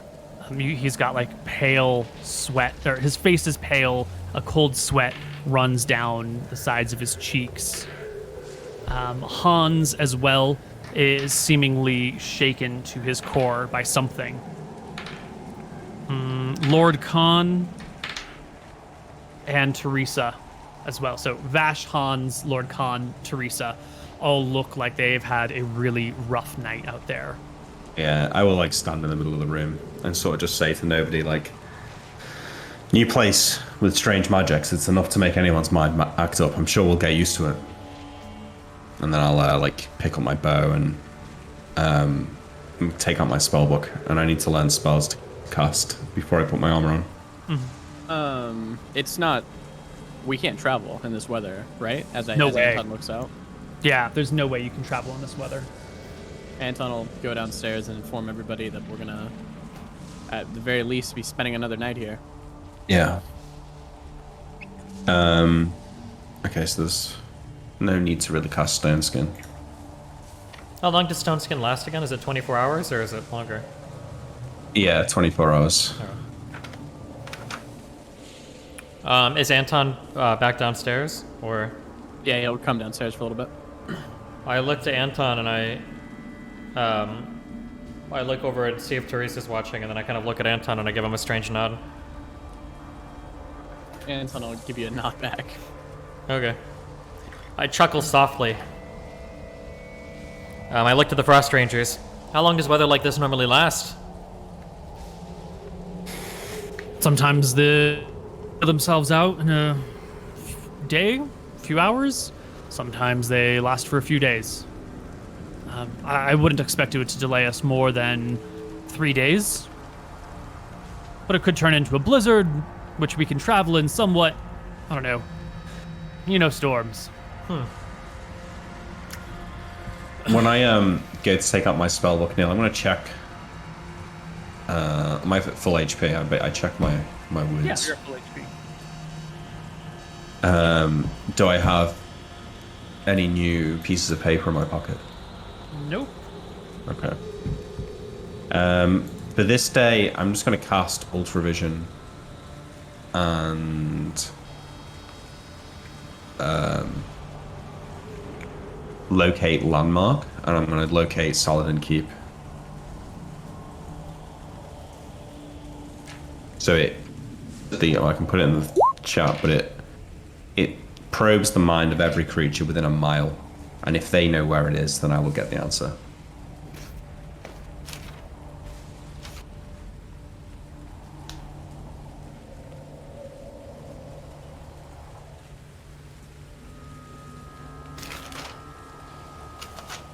I heard you. I'm just looking up the answers. He must consult the deep text. The lore beyond lore.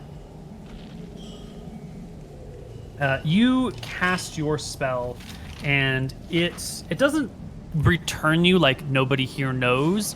It fizzles. Like you can feel sort of a response, and then just it crumbles. Like everything falls apart. Your spell has just outright failed. All right, so myself, and I also want to cast Prying Eyes. They last an hour per level. Prying Eyes? Yeah, it basically just creates D4 plus 11 eyes Yeah. that can travel independently and replay what they find to me up to a mile away. So I'm just going to have them go and search a mile outside the city in all directions and come back. Excellent. Are they going to get harmed by the hailstorm outside? Yeah, I think if they got hit, yeah. AC 16, 1 hit point. Okay. And they can go up to, did you say a mile? Yeah, a mile away from here. Okay. And how many did you summon? 14. 14. Oh boy. Okay. So we're going to say AC 16.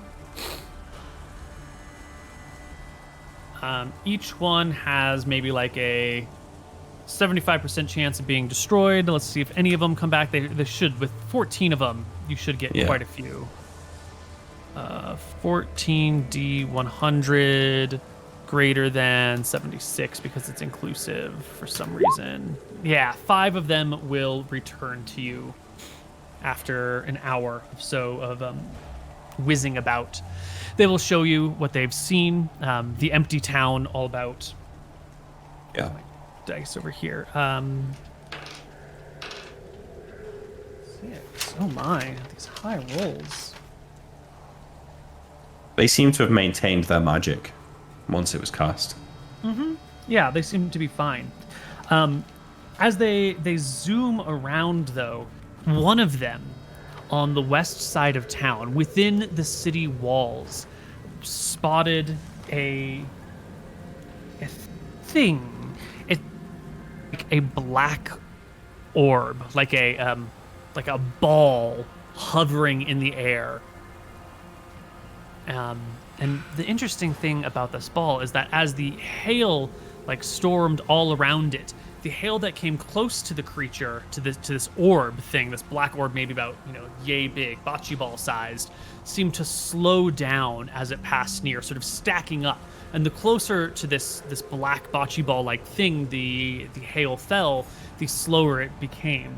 The hail that landed like directly on it just began to build up a pile, almost like a hat or a helmet on top of this thing. Oh, strange. Yeah, I think you can probably replay those visions over and over again, and you'll see that within, roughly 60 feet is where the hail begins to slow down, and around 15 feet is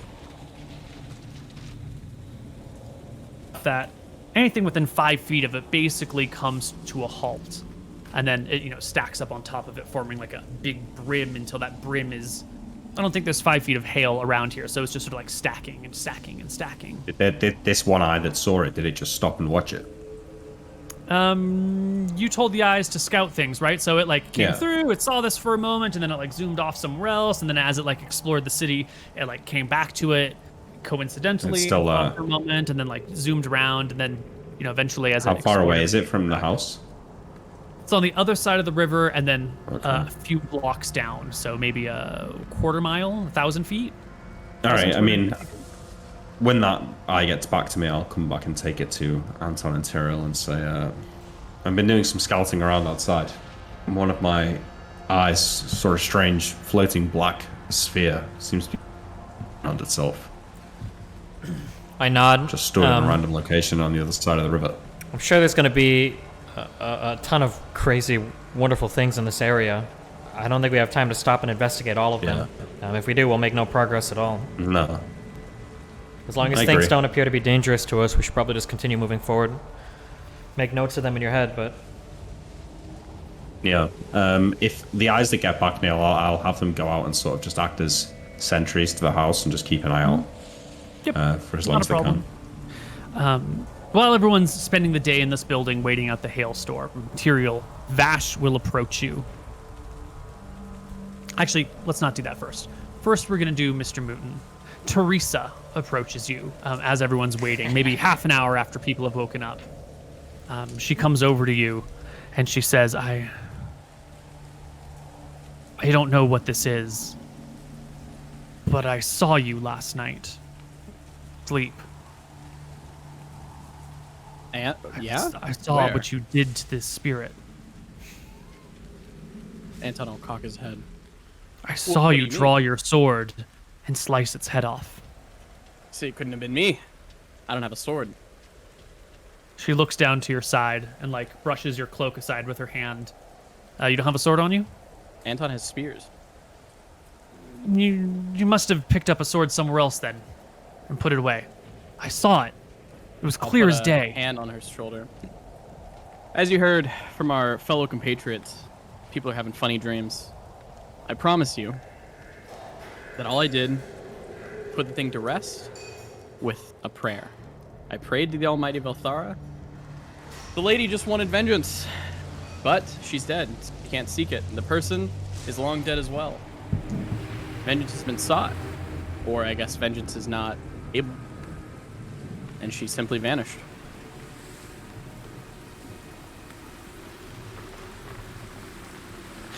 She seems to accept this answer somewhat, and befuddledly heads back to her spot with the other wayfarers crouched in a circle, pulling her knees up against her, huddling together for warmth.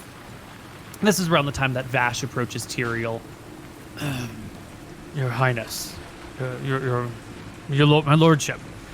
I nod, yeah? Woman over there. He points at Teresa.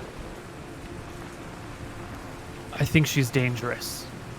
I think she's going to betray us.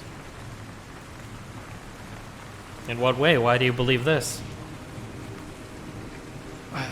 Terrible nightmares all night long. Monsters clawing, snow reaching. One thing after another. Clearly, hallucinations, but in each one, somewhere nearby, Teresa was watching.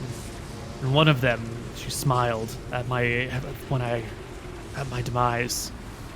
And another, she pushed me off a ledge. She was always around.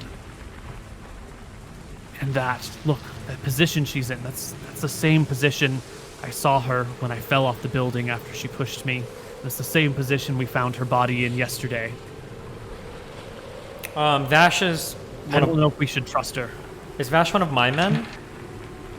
Vash is the captain of He's the your captain. bodyguard. I understand. Mm-hmm. There's something off with that cleric.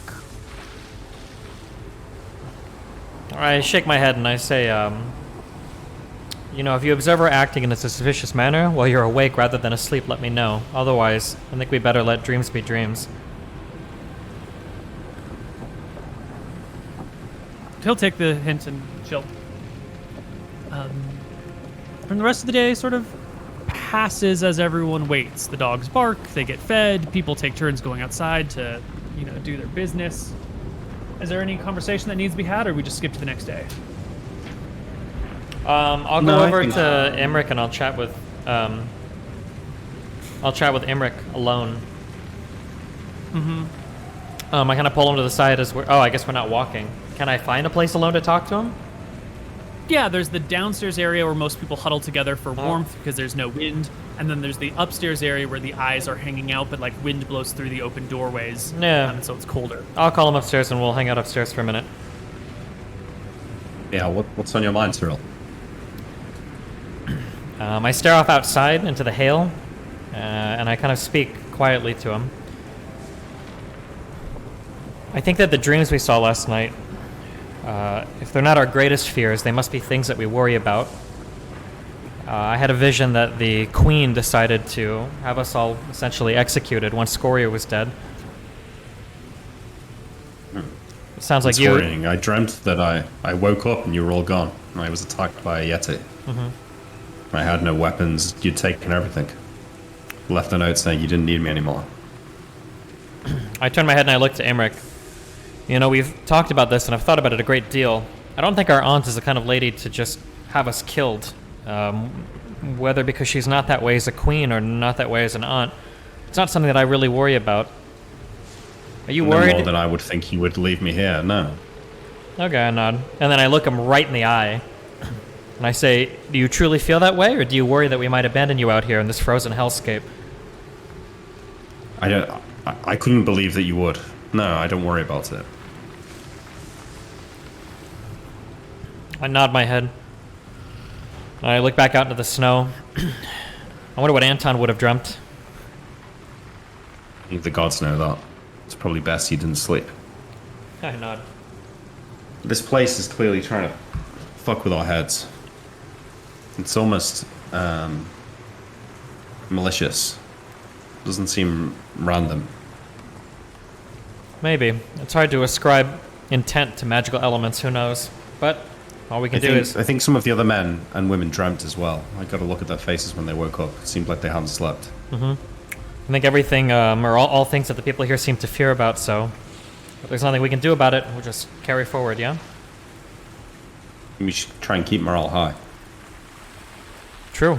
I'll see who brought some dice downstairs. I'm sure a couple of my members should have some. We definitely should have brought cards and stuff like that, I think. Definitely. Yeah, Yeah. you can make games. You can pull out firewood and keep yourselves warm. Anton has access to no magic right now, right? Correct. Okay. Seemingly. That's seemingly. Okay. I'll tell a story about one of the dragon fights to the people to entertain them. Oh, yeah, I was going to say he should time pull a dragon fight. It would be fun to watch, but we can't do that, so... Yeah. But... Let's just take a quick moment and see how we want to organize ourselves. We talked before a little bit about groups. I've positioned your tokens with people who I think should belong to you underneath you. Clearly, you each have your own personal bodyguards. You're the captains of your guards that are with you. And Tyrael has Vega, Hans, and Montem. And then we've got the four wayfarers. How would you like to divide them up under people's control? Because when we do get to large combat situations, I don't want to play the NPCs. I'm going to have you play them. You all have access to all of their character sheet. Well, I think that since Tyrael's got 4 people already, why don't I take Lord Khan, Mutant take Teresa, and then we have 1 fighter each. Okay. Unless you want Lord Khan, Mutant, since you can't cast any spells yourself. Spells, yeah. Okay, yeah. I'll take the useless cleric then. Yeah, Teresa doesn't want to follow Anton anyway. Yeah, okay. Not after. Okay, cool. And let me just double check. Frost Ranger? You taking him? Yeah, I will play the Frost Ranger. Lamb Wells.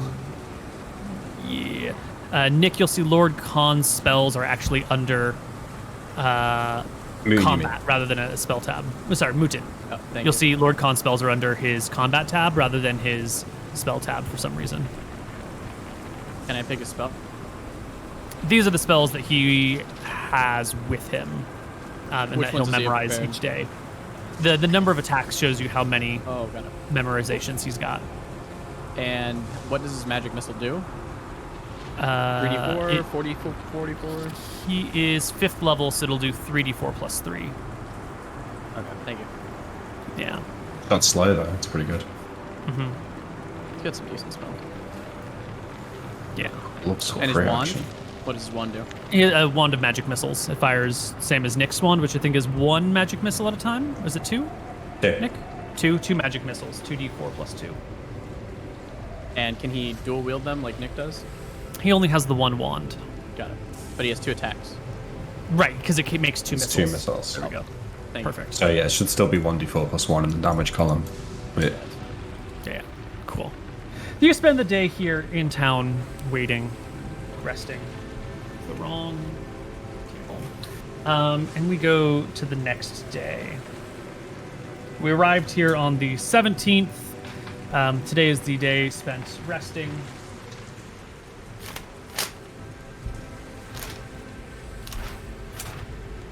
On to the next day.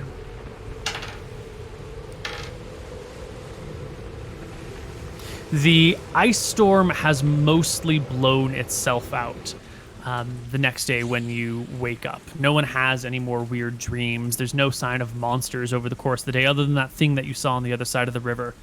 When you wake up today, it is snowing. The snow comes down, not in a full-fledged blizzard, but gently falling. It will be slow progress as there'll be like fresh snow on top of everything, but you can move today. I'm going to level Lord Khan out. Because everybody else got leveled up after we did the big thing with the Wayfarers. Is that okay? Did he... Got leveled up, and I thought the whole group of them got leveled up. But if that's not cool, we can fix it. It was just for the 66 fireball. Jeez. Right. It's also going to change how many spells per day he gets as well. Yeah. Level him up. Go ahead and level him up and give him an additional... an additional fireball, I imagine. Probably an additional... The 3rd and 2nd level, I think. 3rd and 2nd, yeah. And then probably an additional... Light? Do you want to do our break while we do this? We're at the hour. Yeah. Oh, it's just a level. It's just a level 3 spell. Sorry. We'll be right back. Okay, cool. Okay. We just gave him an additional fireball. Hello, everybody, and welcome back. Our party is ready to set out on this snowy winter's day. All around you, the snow will fall, but it will not truly impede you. You've got snowshoes as needed. You've got big, heavy boots that are fuzzy on their sides. You've got sleds. You've got dogs. You've got a whole team ready to go. And so our party will set out through the snow. Ba-bum. Now, yesterday, you had seen this sort of black orb on the other side of the river and down a street. Knowing the direction that you're going, that gate, you could avoid this big black orb if it's in that same spot. Moved and gone in any number of directions. Do you seek it out? Fuck no. I would be curious and try and get a look at it if I pass a point where I might be able to glimpse it. But I don't think I'd go necessarily out, take the whole party out of my way to see it. We're gonna walk You towards where yourself we. would have to leave the party. We're gonna walk towards where we Okay, need to but- go, and we're gonna ignore it. Hang on. Before we leave this morning, I'm casting spells on people, Neil. I'm casting Stone Skin on the 3 of us. Base. Does that go off? I mean, it'd be pretty obvious if it doesn't work. Stone Skin seems to work just fine. Okay. I don't think there's anything else that I need to cast now, so... That's what I'm talking about, Nick. Yeah, well, not much else to do at this point. Here we go. Hang on. I'm going to cast Prying Eyes as well, Neil. And it lasts... And I just want them to circle me at like a distance of 100 meters. And just like keep an eye out for anything. Certainly. A few of them will immediately return and show you that black orb has moved slightly. It is now near the southwest gate, hovering in place as snow builds up all around it and moves slowly through it. Okay. I say that black orb's still here. It's at the south gate. Ah, good. It's not on our way. Yep. Let's keep going.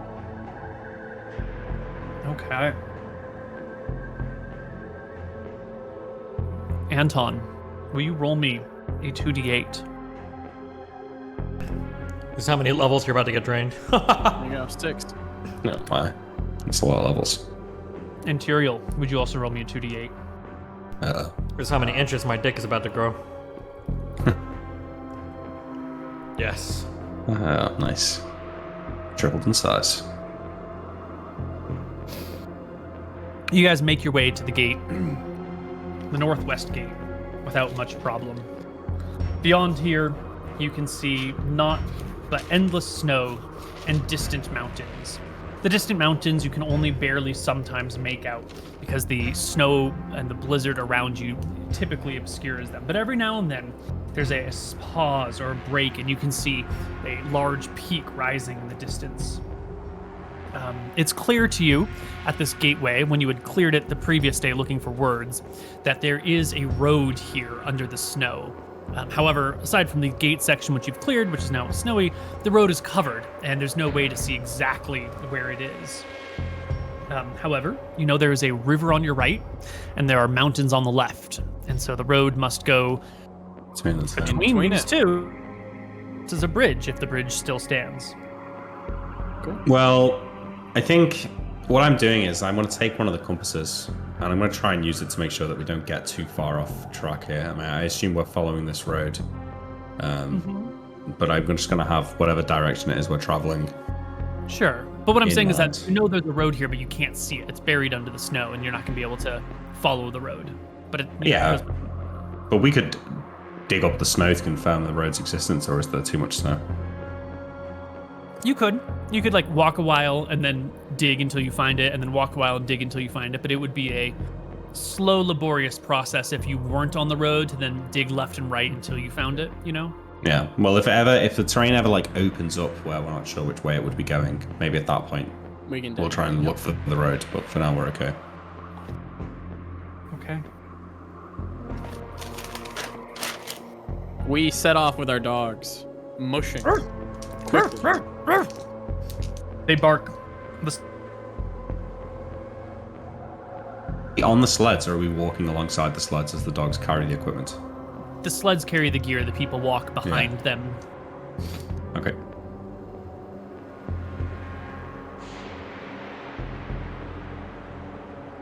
Half the day passes through the snow, through the wind. You pause for lunch, make some food, pick up again, and keep going. And it's on the second string that whoever's in the point is going to notice something. Now, this is a great opportunity to talk marching orders. We've already got the party broken into 3 distinct groups. Anton's group, Imric's group, Tyriel's group. And then there's the Frost Ranger and the dogs and the sled drivers, and we're going to call them the 4th group. Clearly, the sled dogs are in the front, so they can sort of help make the way easy to go. Do you have somebody before them, or are the sled dogs and the Frost Ranger the very, like, the tip of the sphere, the front of the marching order? I was thinking like Tyriel's group could be up front. We could have a group on the left and a group on the right of like the sled dogs. And then I think we have 1, 2, 3. So yeah, how's that? Yeah, so the sled dogs are literally move faster if people are in a single file line, because then they don't have to forge new treads in the snow. We're never leading with the sled dogs. I think that would be a really bad idea. So my group will probably lead. Okay, so until further notice, Tyriel's group is leading. Yeah. And Tyriel, who is the very first person in the group? Who is the first walker? Tyriel McGarry is. Excellent. Then Tyriel McGarry, you will see in the snow, maybe 30 or 40 yards in front of you, coming through the blizzard, is a pack of hobgoblins who are clearly not dressed for this weather.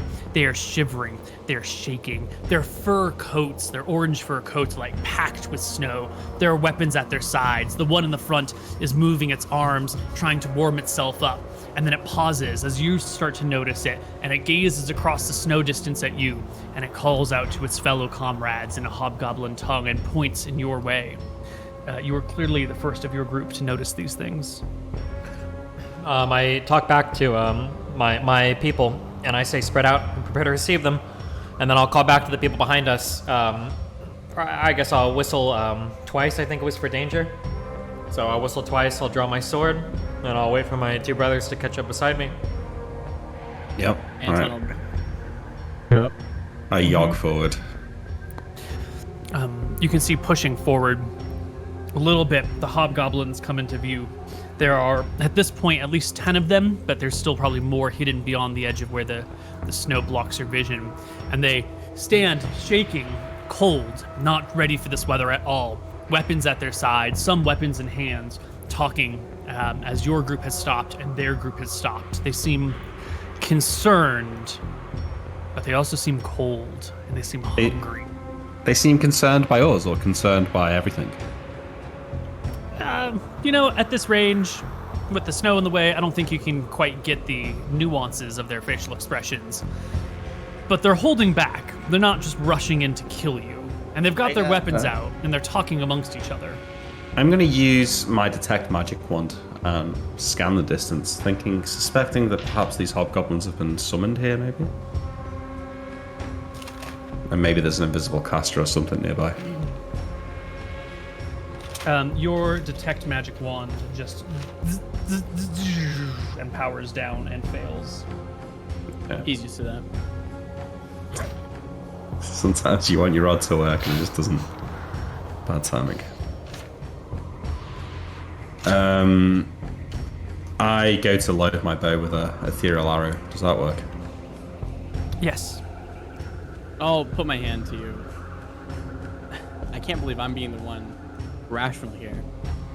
They're not going to charge into us. We'd slaughter them. It wouldn't even be a fair fight. Just let them sit there for a minute and go by. Hang on. If these things live here, then who knows what magic items they've got. Look at them. They don't live here. Well, how the fuck did they get here? Maybe we should speak to them. Do you speak Goblin? I could use that scroll. Anton shakes his head. I look between the 2 of them and I say, Perhaps an easy fight would lift spirits, gives us something to do, keeps the bodies nice, warm, and fresh, and perhaps they do have something of value on them. I'd feel less comfortable having a group of hobgoblins knowing that we're walking around up here trailing behind us as well, so... These things have been summoned here or here against their will, and they're not long for this world anyway. They'll freeze by the time night falls. I nod. I look back to the Frost Ranger. Is he within talking distance or shouting distance? Yep, everyone's moved up. Some people are, watching the dogs. A couple of the Wayfarers have gone back to hold the back and make sure that no one's sneaking up behind you. But the Frost Ranger's here, a few steps nearby. I call back and I say, a group of hobgoblins, clearly not from around here, ahead of us. We plan to cut them down. Any objections? No. All right. Bring them low. I nod and I look Fire forward. shot. You unleash an arrow. Yeah, Go ahead and make me roll to hit. Can my archer shoot at the same time as him? I'm sure you had weapons drawn. Because of the poor weather conditions, all missile attacks are at -3 to hit. Okay, wait. Just on this point, though, I was watching a documentary about medieval battles. And actually, wind, if you're firing against a large target, like a unit of men, wind doesn't really make a difference. They would just always aim for the middle and, like, it Yeah, wouldn't it's really because matter. in large battles, you're not actually aiming at any individual people. Admittedly, you're just trying to shoot your arrow yes. in that way. But there And is that's 10 not how- hobgoblins, so it should be easier to shoot 10 hobgoblins than one hobgoblin. Sure, but in D&D, we pick specific targets and we aim at those specific targets. We're not firing in mass. And also, we're only at 30 yards. We're not, like, shooting at a huge mass of soldiers a million miles away. Take the so minus I'm two. gonna I just give want you my your- complaint registered, Neil. That's fine, though. A 16 doesn't hit. Somewhere there is a book of all the complaints Nick has ever leveled against me. I would like to see this book one day. There's one next to it. Does a That's 16 hit? divides. I do believe, let me just look at the Hobgoblin stat block. I think a 16 is a hit here. I got 13.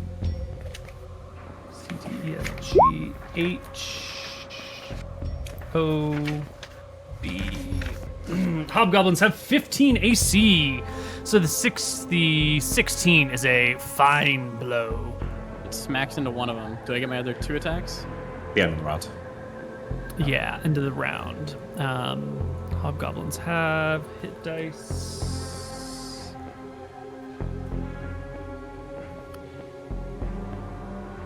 Excellent. Now that I'm thinking about it, if his fighter's got bow specialization and he's level 6, does he get 3 shots around or does he get 7 were 2.5 shots around? No, it's just 2. No, because he's got bow specialization, which also It doesn't improves give you a for- bonus attack rate of fire until 7th level. Oh, okay. 3, 4, 5. 1, 2, 3, 4, 5. 6, 7, 8, 9, 10, 11, 12, 13, 14, 15. There we go. There are a total of 15 hobgoblins. How much damage did you do? 6, did you say? 5. 5. Your 5 will hit the first hobgoblin and level them to the ground. They just drop dead immediately. That's weird. And that gives the hobgoblins, they turn into you and they run across the field. Everybody ready In to your attack direction. Yep. Your party has attacks. The hobgoblins, a few of them have bows and they will take shots while the rest of your party readies to meet the incoming hobgoblins. They will take 1d20 plus -3 a shot against. Who is your person that fired with the bow? Brain gang. Brain Gang. 3, and 15 against Brain Gang. All attacks will either miss or hit harmlessly as the rest of the hobgoblins close for battle. These 3 are going to be behind, and everyone else will just line up 1-to-1 as each hobgoblin takes a person, each person takes a hobgoblin, and if there are any leftover hobgoblins, they will double up. So go ahead and deploy your forces, missiles in the back, melee in the front. It should be an easy battle. Hobgoblins are trash units compared to these dragon slayers.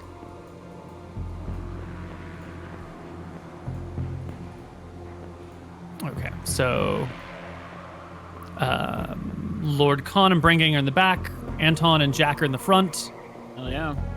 Pola, Neil, Teresa is up front. Tyrael, are you keeping all your people behind you? I'm trying to figure out where can we. Oh, it's a glacier. Is where we see them all. Actually, Teresa's actually kind of useless, so I will just. Yeah. She can stay back. You can also shift double click on a token to open up the character sheet. That's so helpful. I send Neil alone into all 20 hobgoblins.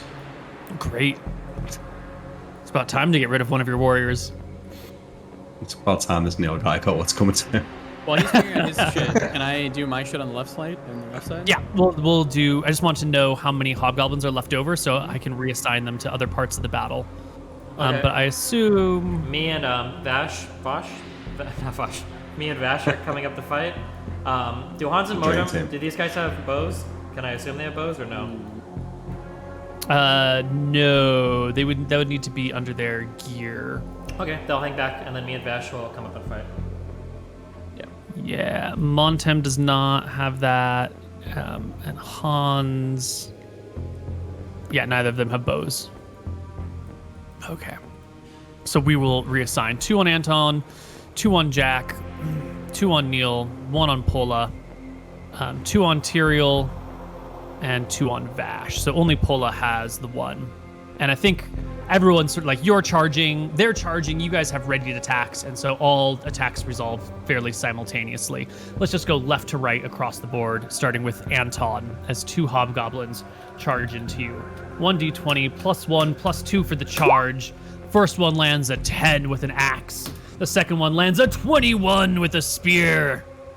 So I hit for You're- 7? No, nothing will hit me except a 20. Okay, you have 34 AC. Yeah, their weapons fall harmlessly against you. You hit the first one for a 7, instantly slaying them. Do these hobgoblins look wounded, or are they just very low health? Here's a shield punch. Low, shitty HP hobgoblins. 15. 15 hits. 1. 1 damage. I can't. I'm changing their HP totals, but nothing seems to be working. I think Roll20 is glitching right now. Maybe it's part of the Killed magic. one and wounded the other. Okay, here's I don't have Jack open, there you sorry. go. That's fine. So here's Jack. I think he gets 2 attacks, so here's 1, here's the other. Oh my god, they're both beautiful. The hobgoblins will strike at Jack with a 21 and a 9. The 21 will hit for 5 points of damage. 15 Jack. and 11. Will instantly destroy 2 hobgoblins on the spot. One with a hammer, the other with his axe, and they go down in a 54. bloody pile. Thank you. Neil, there are 2 goblins that attack him. One with a 15, one with a 16. Neither of those. will Well, Neil's got 26 AC. hit. Yeah. He gracefully dodges, defends, blocks, parries the hobgoblins before. Is it Neil's attack now? Mm-hmm. Does he really not have a magic weapon, Neil? How's that happened? This is your character. Do we not have a scimitar +3? Did we not no. give this guy a scimitar +3?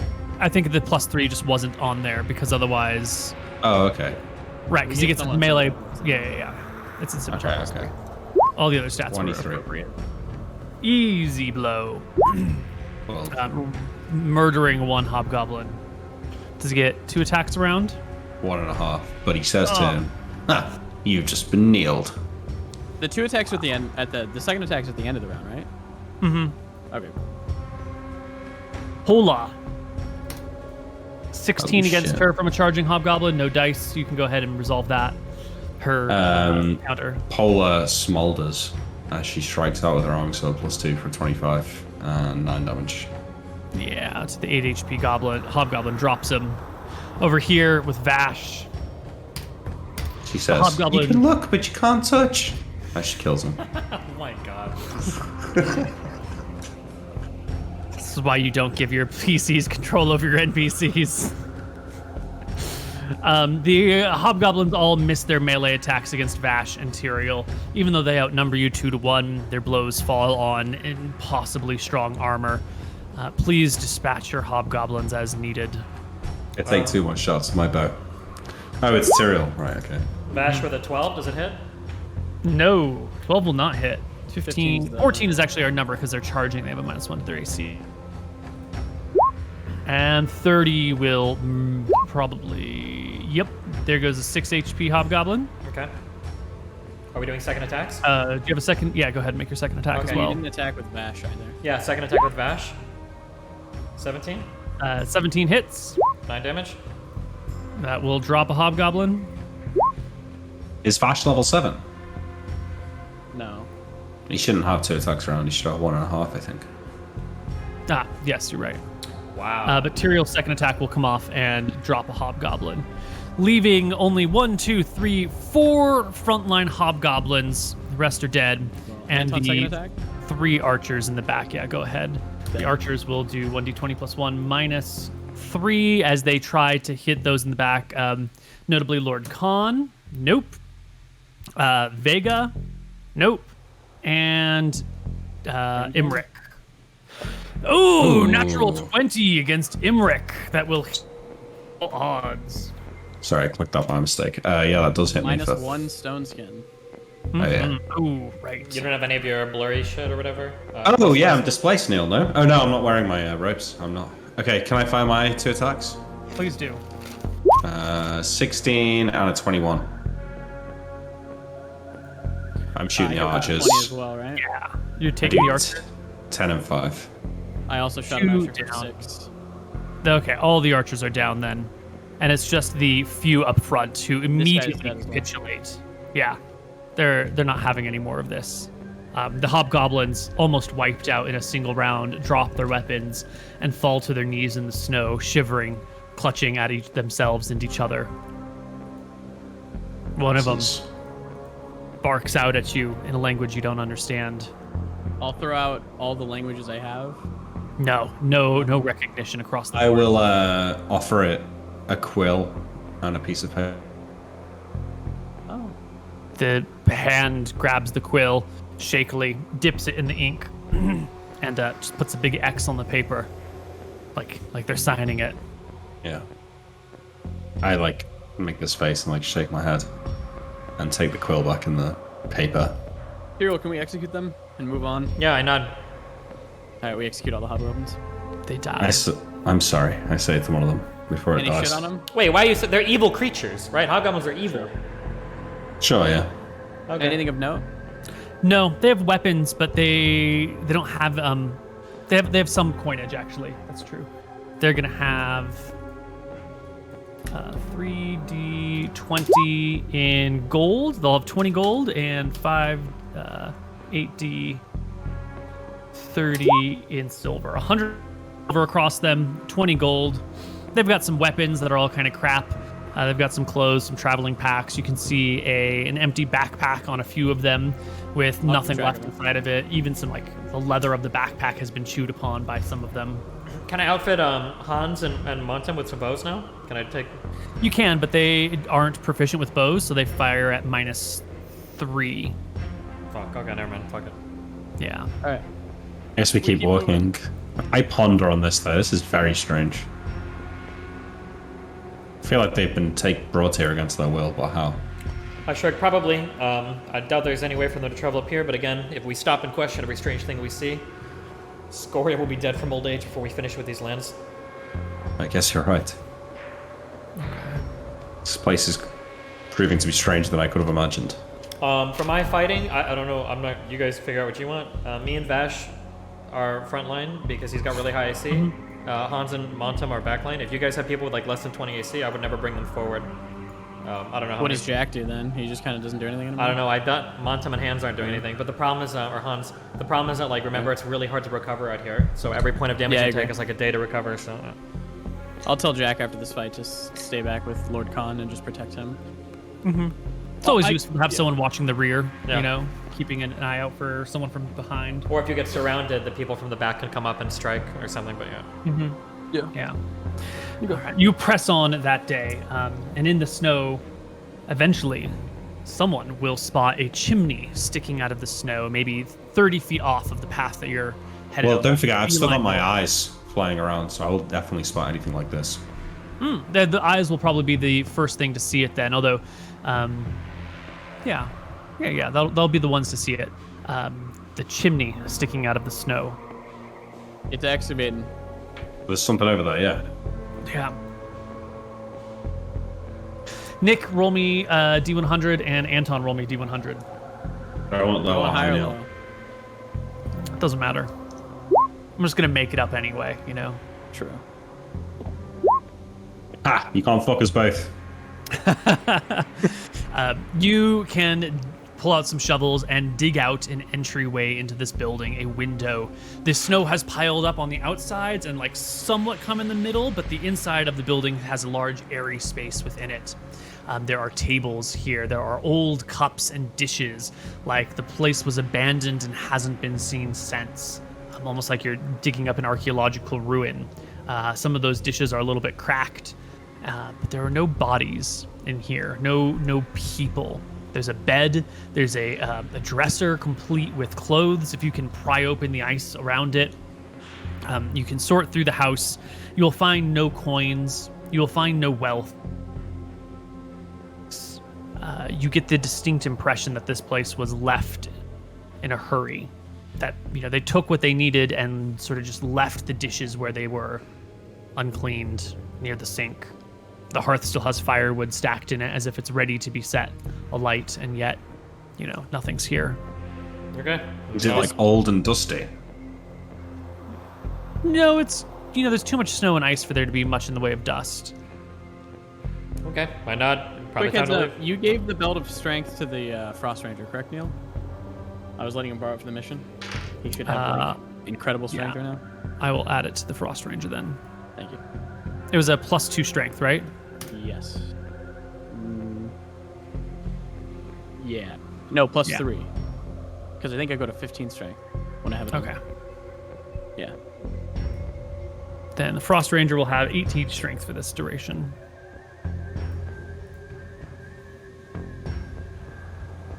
Yes. Okay. Yeah. Wait. No, Tiro, go in there. Use your ring of true sight. See if you can see anything on the inside. Okay, I'll give the ring to Hans, and I'll have him activate it and go inside and look around. He crawls inside, activates it, looks around, goes, I don't know if it worked. I didn't see anything. Okay, I'll come back out. My nod. There we go. All right. The next day, this day will pass uneventfully for the rest of it. You can set up your large, heavy tents in which to seek shelter. The snow has slowed your pace to a grueling crawl. You've probably made it maybe 5 miles out of town before the day ends. Exhausted, tired, except for Anton, after the long day of marching through the snow, the first for many of you. You Can I give- cozy up. 2 HP, because we have a proficient healer. Or not. I think he can get. We've got healing and herbalism.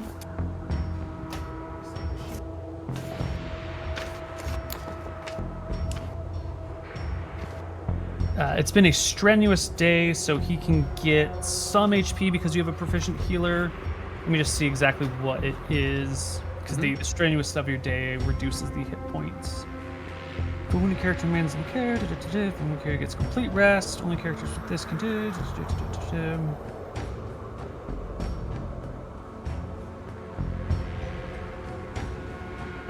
Diagnose and treat diseases, and herbalism.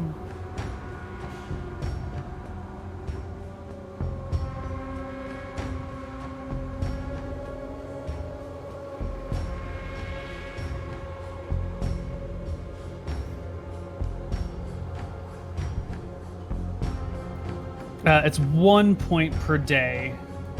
Okay. Yeah, you would need complete rest to get the 2, Perfect. which would actually just jump to 3. So if you're traveling with a healer, each person can get 1 hit point. Are we resting in the house? I think you guys moved on from the house. Yeah, we Moved moved on. on. There was no like paper or books in there, right?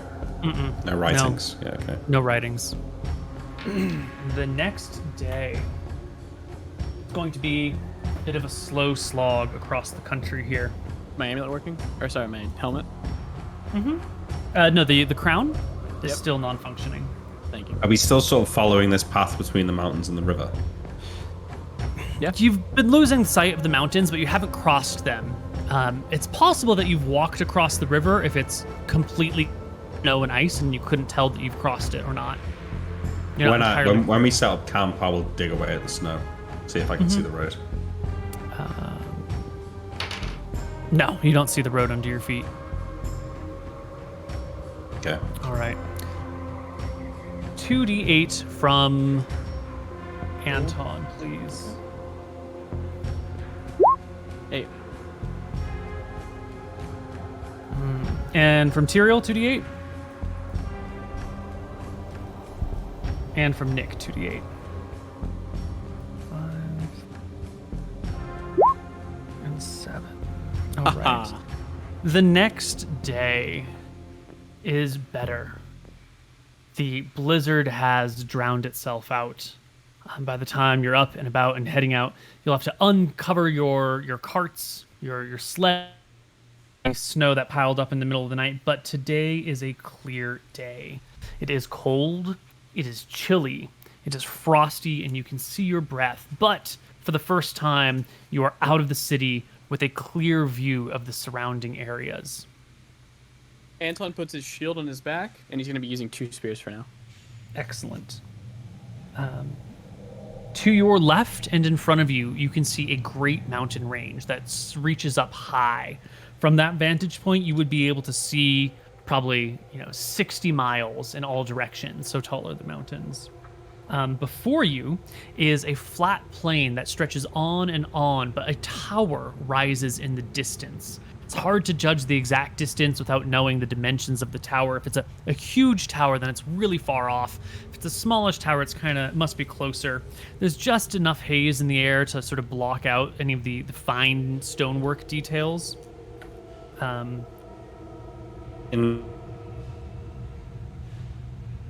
Wait, can you say that again? In the morning, I'll try casting Locate Landmark again on Saladin's Keep. It will fizzle again. Can I take my spyglass out and try to guess how far away that tower is? Yeah, with the spyglass out, you can make out the fine details on it, and you can very quickly approximate that tower is about 10 miles from you. How far? That's where we're going. How long would it take to get to the top of that mountain? The mountain is closer to 30 miles away, so it's a bit farther, quite a bit farther. And it's hard to judge your pace, but you might be making 10 miles a day. If things go well, you could make 5 miles a day. If things go well, you can make 10 miles a day. If things go poorly, you can make 5 a day. Does it seem like this is like a wizard's tower, or is this like a tower? There's nothing on it that specifically calls. With the history you've heard of Glacia, that could be it could be a wizard's tower, or maybe all towers are part wizard tower, part normal tower. Whatever it is, it does dominate the otherwise flat landscape all around. Someone in that tower would have a vantage point that could probably see all the way to that main city, and all the way around. Okay, I think that's where we're heading then. You want to head to the tower? I cast spells again, Stone Skin on everyone, Ultravision, and Prying Eyes. Anton, Same command. we have to go to the tower, right? You cast 3 stone skins on your 3 party members. Yeah. Yeah, they all go off well. Ultravision goes off no problem. Prying Eyes. Okay. Can I? I'll include the Frost Rangers in this conversation. If we get on top of that mountain over there, it's quite far away. We'd get a lot of vision around the area. If there's anything important, we could see it. Perhaps venture out to it. Have either of you been on top of that mountain before? There's just the one Frost Ranger. Okay. They say no. I have always headed to the east. I've never come west. This is all uncharted for him. For me, this is uncharted. We want to visit the tower, not the mountain, correct? Or maybe the mountain after? I'm just how much of this tower can we see? Could it be attached to a keep? Could be. That's what I think, yeah. The very base of the tower is sort of hidden by the curvature and the ground. So potentially, this could be the place. Yeah. So the question is, do we want to go to the mountain first for vision to make sure that we're not missing something important, or do we want to go right to the tower? Either way, I think we'd want to check this tower out. We're going to the tower either way, of course. Yeah, the question is whether we want to go to the mountain first. Go to the tower first. If we can't get enough vision there, then maybe go to the mountain. I say. Okay. The tower also has great vision when we get to the top. Climbing that mountain is not a sin. The mountain is not a make what? it. It's not safe. Oh, perhaps the tower's not safe too. I don't think anything is safe here, but okay. No, I mean, but perhaps you could climb it, Tyrael, but people here would struggle. Not my people, but I We understand have what ropes you and mean. everything. But Yeah, yeah, okay, we'll let's go to go. the tower. Okay.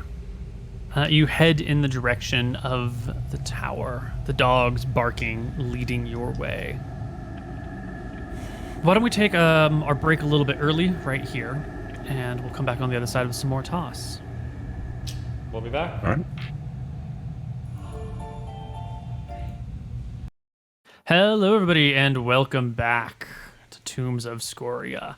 Our party is going to continue on towards the keep. The tower that rises in the distance. Boom, we found it.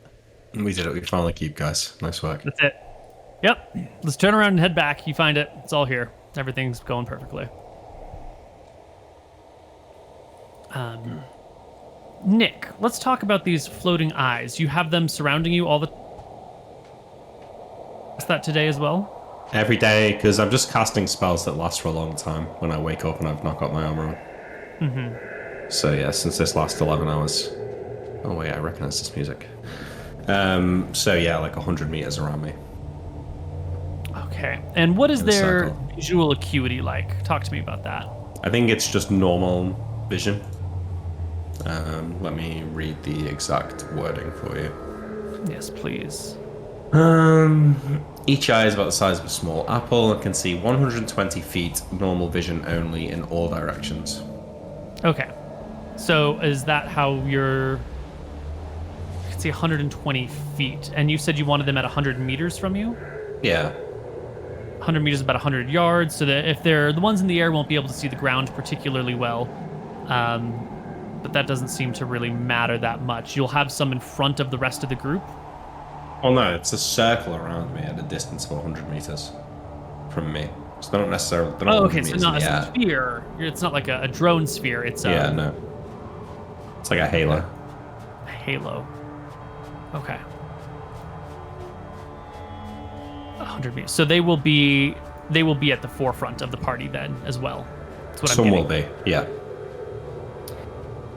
So as you're marching, a few of these things will come back to you and relay what they see to you. And what you see is sort of like the snow shifting in the distance.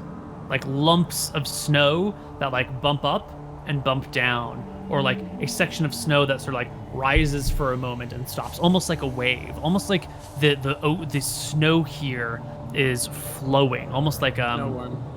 like a current, but like in different places at different times. Look like the snow elemental that attacked Anton when we went searching for the Minotaur maze. Ooh, that's give me an intelligence check. See if you can remember the movement of that creature. I feel a Nick roll coming on. Do I get a +1 for... so long ago. You're having a hard time even remembering. You only saw it that one day for that one moment. That's not unreasonable, but you can't be sure. Yeah, there's something up ahead, guys. Maybe more of those living snow elementals. Do you remember them? From when we went down south. Perhaps it's something moving under the snow, but there's something. Be ready. We used fire to drive it off last time, if it is the same thing. Okay, I nod. Okay. Okay. Protect the dogs. Yeah. Protect the dogs. What does that mean, protect the dogs? Means we maintain our current formation. Yeah. Around them, yeah. Okay.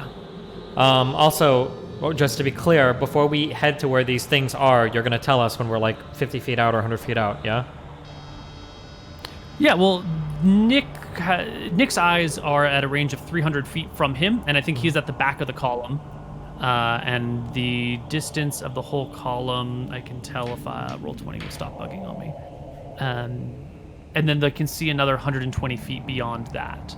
Okay. So, let's see. Come on, ruler. Measure some... I can't measure any distances today, apparently. Are they moving like in like an actual like routine, like a pattern? Like do they look like they have like a route or something? Or? No. It's just sort of like the snow will like bump up for a moment and then like bump back down, or like maybe there's like a little bit of a wave. The motion is not contiguous or continuous. Okay. It is haphazard. Do we want to ask maybe Emmerich to go up and shoot some arrows at it, see what happens? Yeah. I'll do that. I aim an arcing shot towards one of these things. Yeah, you march to the front of the column to get into view of these things as your eyes keep filtering back to you and telling you that these things are moving. They're not just in front of the column. They seem to be popping up on the sides of the column as well. Okay, I say that, they're moving to surround us. As I take a shot. 24. That's with a -3 range penalty. All right, you arc a shot towards one of these things and it plunges itself into the snow and blinks out of existence. And it keeps moving I unencumbered? hit it. So what? It continues to move, it doesn't react or anything? No, like, there's a little bump of snow that kind of comes up and the arrow bloop, lands in it, and then the bump just sort of stays there. There doesn't seem to be a reaction from the bump. I look back to the Frost Ranger. You encountered anything like this before? He shakes his head. Nope. This is new. God damn, why are you here? Yeah, Anyone- seriously. Anyone who isn't wielding a powerful weapon should light a torch.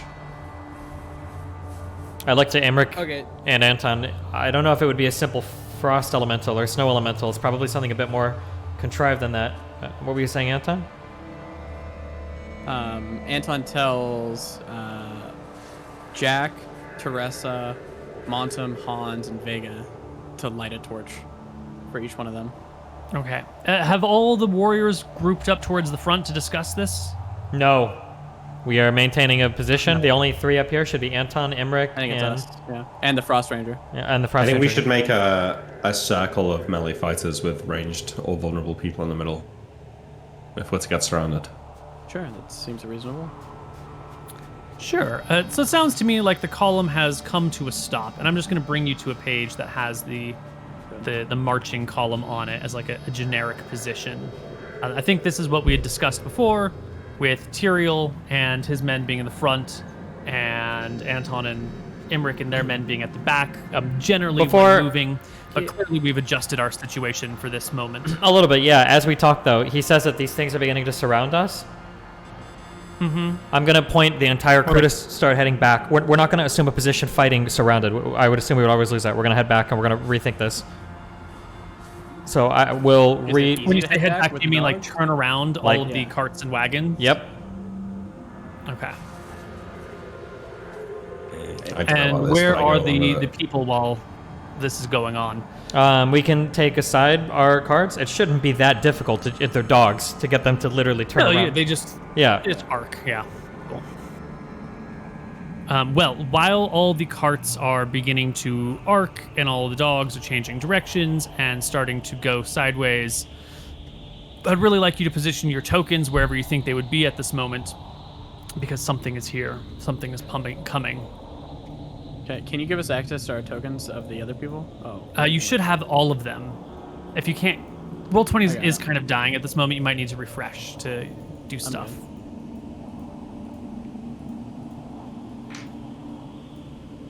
I assume that we're each going to be at one of these having the dogs turn around. Is that an incorrect assumption, Tyrael?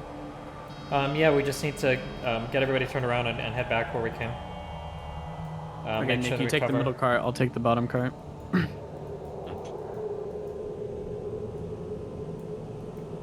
We don't have names over these tokens. Is that supposed to be like that? I can give them names if you would like. Okay, Yeah, I I just know the don't. tokens. For these three in the middle, I think the two on the left are Hans and Vega. Who is this guy in the red? Hey, that's This guy here? Mon- No, no, no. That's Red shirt. This oh, guy. this guy. This is Vega. Oh, that's Vega. This is Mortem. If you double click them, you can see them here. Oh, you're right. Okay, never mind. I got it. Okay. I'm gonna put their nameplates on them for you. Boomer. Wait, does Mortem really have 11 HP? Oh fuck. Montum? Jumping. Or Montum, sorry. If whatever the HP totals are correct. Rogues don't class have a is lot this in the way guy? of hit points. Holy shit. Level 5 rogue, man, he fucked up there on those rolls. Yeah, he did. Okay. Don't want- Isn't he level like 4 or 5? I don't even know. I don't care. Whatever. Level 5, yeah. Get shitty. Must have rolled shitty. 5d6, he got 11. I'd probably go worse. Let's try. Okay. Oh, nice. Average. Cool. I think that is enough nameplates for us. So it's while you are moving these things that rising out of the snow all around you are trolls. Big, Shit. icy, snowy trolls. And we can enter into combat. Now, there's a lot going on here. There's a lot of creatures. There's a lot of monsters. So we're going to break the party up into each of you will just roll a d10 for your entire group, and then your whole group will go at once. And I'll break the monsters into 3 groups as well, and they'll all go at once. Cool. And then I'll just have the Frost Ranger go with... Where is the Frost Ranger? Of the torches. Yeah. It's just gonna be useful. The fuck is our Frost Ranger? Oh, there they are. The Frost Ranger will just be with Nick's group. Okay. You're controlling him, though. Yes. But they'll go with your initiative. So we will do reds, blue, greens, and blues for the monsters.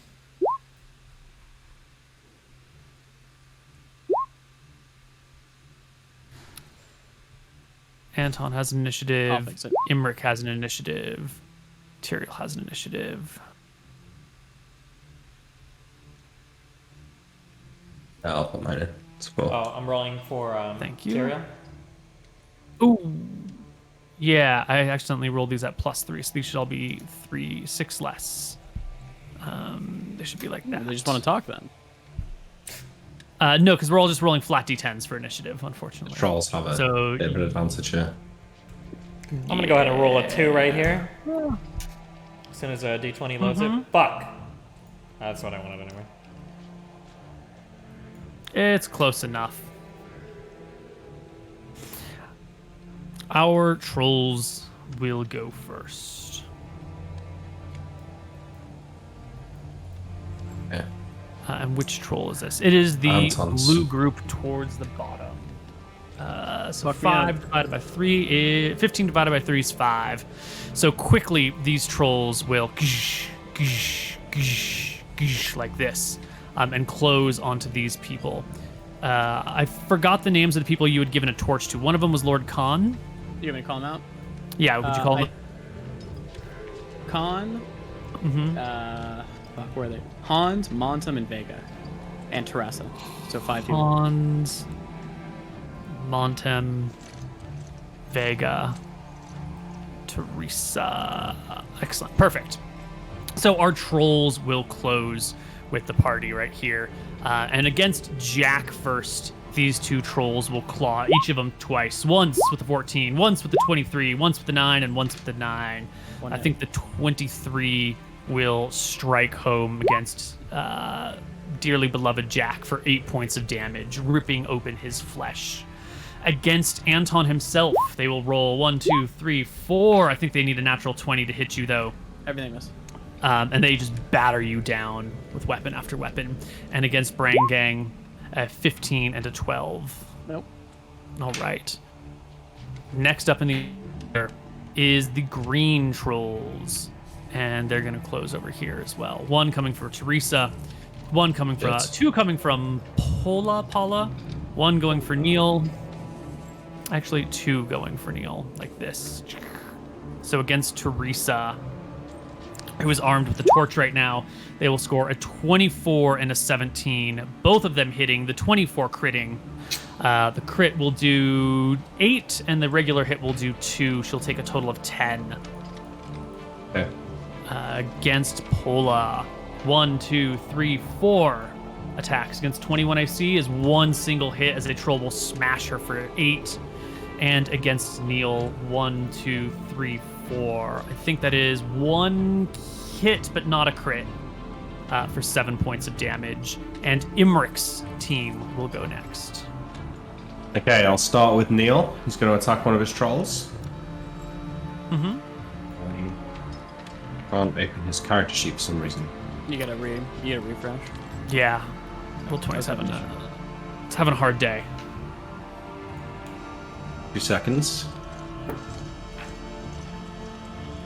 Okay. Let's go, Neil. Let's go. Alright, 2 attacks. No, 1 attack. 27. Easy hit. In fact, you cleared by 10. Okay. And 14 damage. A quick and easy slice of a troll. Okay, I will take a shot at the troll fighting Teresa. Okay. That's you No. with your bow? Yep. No range penalty, right? No range penalty. Flank attack? Yep.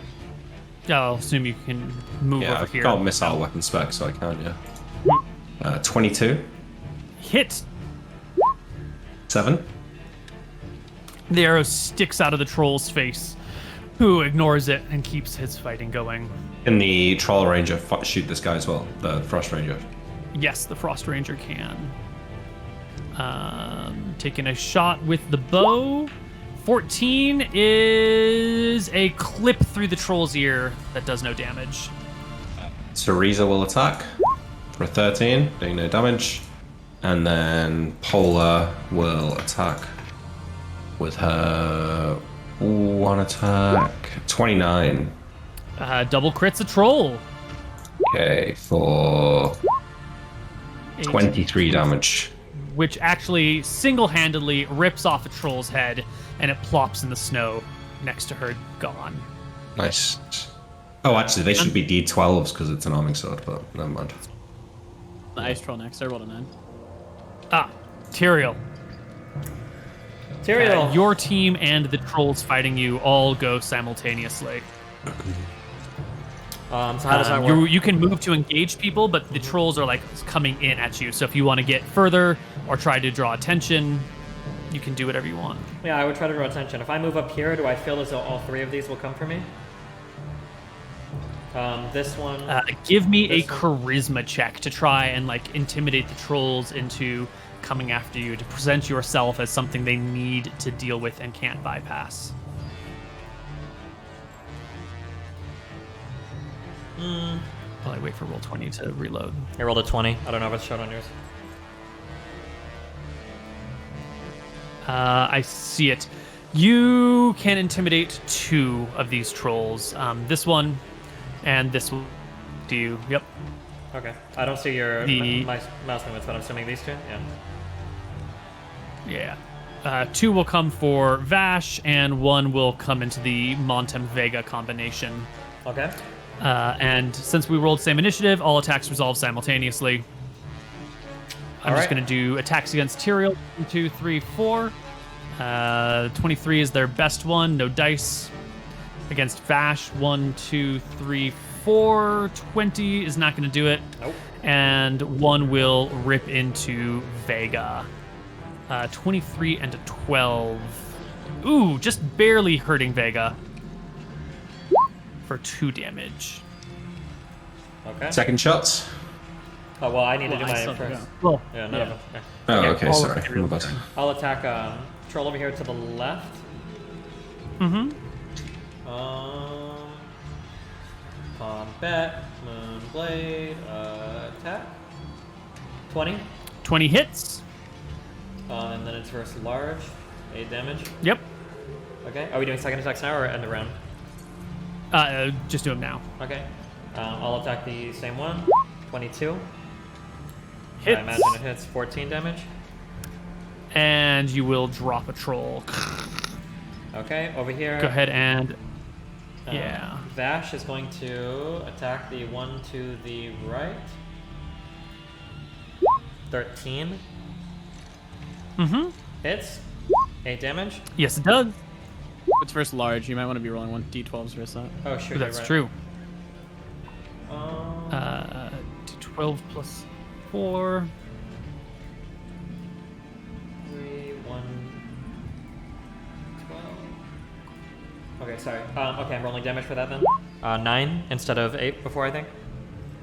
Excellent. Okay, and then my second attack is a Half the 22. troll's HP is Sorry, you cut out. Say that again. another hit, not a crit. Yep, okay, gotcha. Damage, it's rolling the dice. 5. 5. Wounding the troll, but not killing it outright. And Vega Montem, Vega, And Hans. Hans are all probably gonna gang up and attack this one. So, Vega, Yeah, they all have torches lit. Burning flame. what do I roll for this? Normal attack rolls with their weapons, because none of them have specialization, and they can all just, use a torch pretty easily. Okay. And they need 15s to hit, just to streamline things. Gotcha. What is Carl as a weapon? So Plus 1 just, dagger. +1 dagger. That's pretty good. I'll just do normal attack rolls. 6, miss or hit. Miss. Okay. Second attack, 20. From Vega. Crit, in fact. What damage Nice do you shot, want for the torch? Vega. Torch normally does D4, but these ice trolls take double damage from torches. So instead of being 2d4 because of the crit, it's going to be 4d4. 11 damage. 11 points. The fire... Woo, that's too much.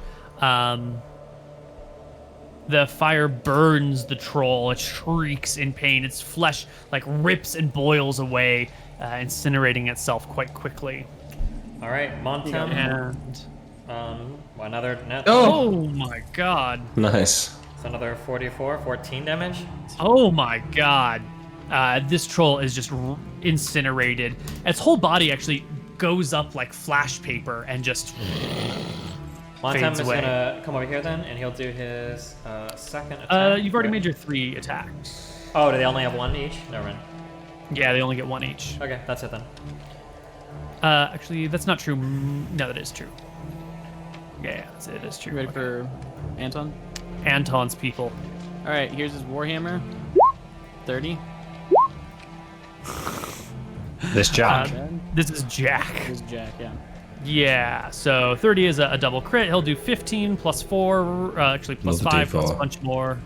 Give me another D4 1. Another one. So Oh my 10, God. that is 25 points of damage, which is exactly the troll's HP. And with a Boom. single blow from the warhammer, he will cave in the troll's skull. Two-handed, so here's his battle axe. 19. Ooh, a hit. 14. Lopping into the gut of a troll, spilling out its innards. Here's Anton. He has 4 attacks, so I'm just gonna do them all now. Yep. 30, 29, Oh, 9, and 11. there's some crits in there, though, right? Yeah, the 30 clears by 10, so that'll do 9 plus 7 is 16. And then the second attack was a 29, which also clears by 10. So that'll do 10 and 3 against the same person will drop that troll as well. Quickly, they begin to fall on the back. That was 2, and I got 2 more attacks. That was only 2 attacks? There's only 2 attacks, 2 crits, yeah. Oh my god. Okay. So here's the other 2. Natural 1 and a 4. Ooh. The regular hit, the last one. 10. Excellent. Oh, and then here's Brain Gang. 4 attacks? Yeah, so I Shouldn't you have... get 3? 2 Oh, with no, your you are main right. Yeah, hand, you can one take... with Should be 3. Yeah. yeah. 3. Yeah, It'd be yeah. 3. You can Okay, take away the third one. Sorry. Yeah, the last one. There we go. Yep. Excellent. And bring. Here you go. Is he... Nice long sword. Don't forget, you've got point blank shot with the bow, so it's not too bad to fire a melee.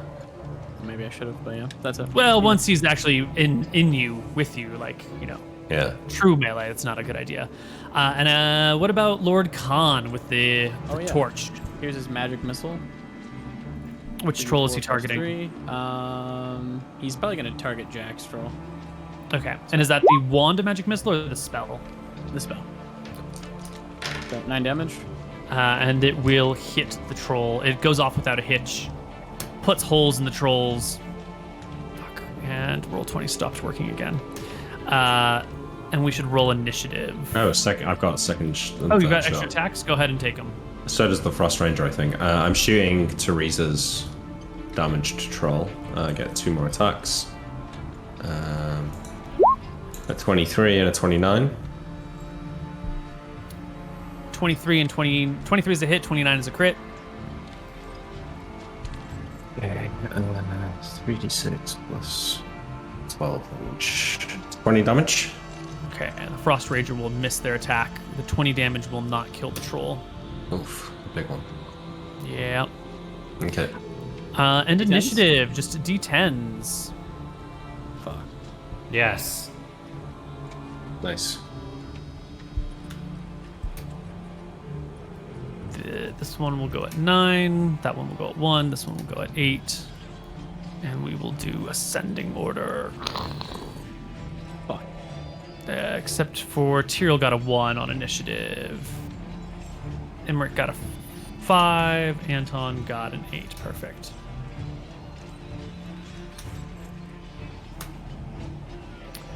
All right, Tyrael, go first. Go ahead and take your party's turn. On Tyrael, I am attacking the one above me. Mm-hmm. 29. Easy. Yeah, you crit the troll for 25. 18 and 7 is 25. Yeah, 25. Almost killing it outright. Just a heads up, Tyrael would know this. He should probably have his troops go and burn everything. All the Yeah, ice sure. forests, We'll 'cause they just probably read them. kill them all first, but yeah. Mm-hmm. Second attack, kill. Are we doing second attacks?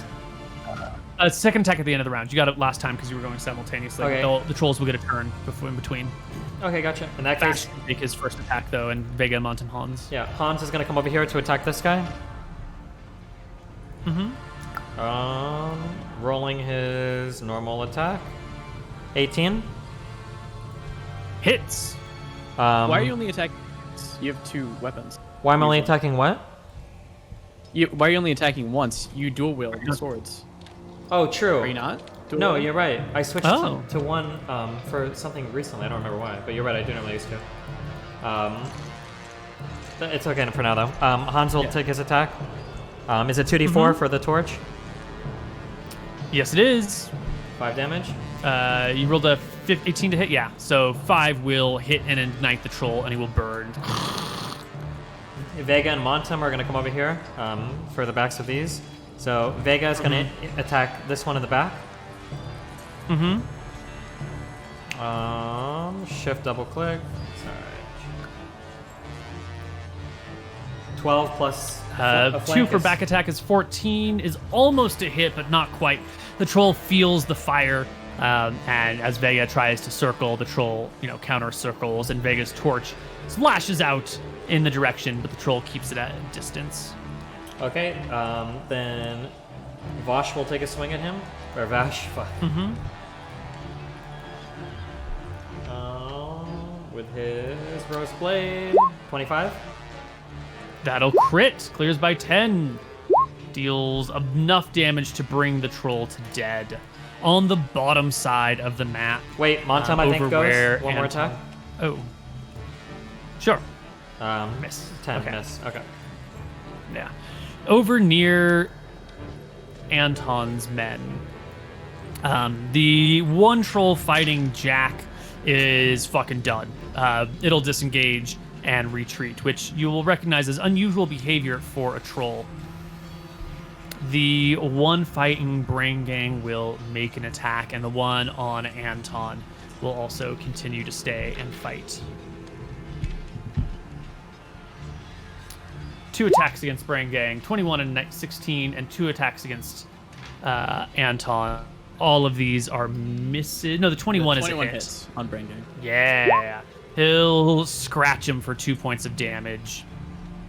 The drivers, in the meantime, are trying to keep the dogs calm and comfortable and pulling them out of the situation and away from the trolls. These dogs in the middle near Nick are kind of stuck and they can't go anywhere. The ones up here near Tyrael can get the hell out of the situation. Those were all the trolls. It is Imrich's turn. Can the Frost Ranger go first and try and kill the one on Teresa? No problem. Following your commands, they will take a shot and do 4 to the troll, almost but not quite killing it. Okay, Teresa will try and attack him. All she needs is a 15 to guide her fire, which will ignite and kill the troll, who's at 1 HP. Yeah. Okay, I will shoot the one that's fleeing from Jack. Ah, yeah, the one that like backed up and then turned and ran into the snow.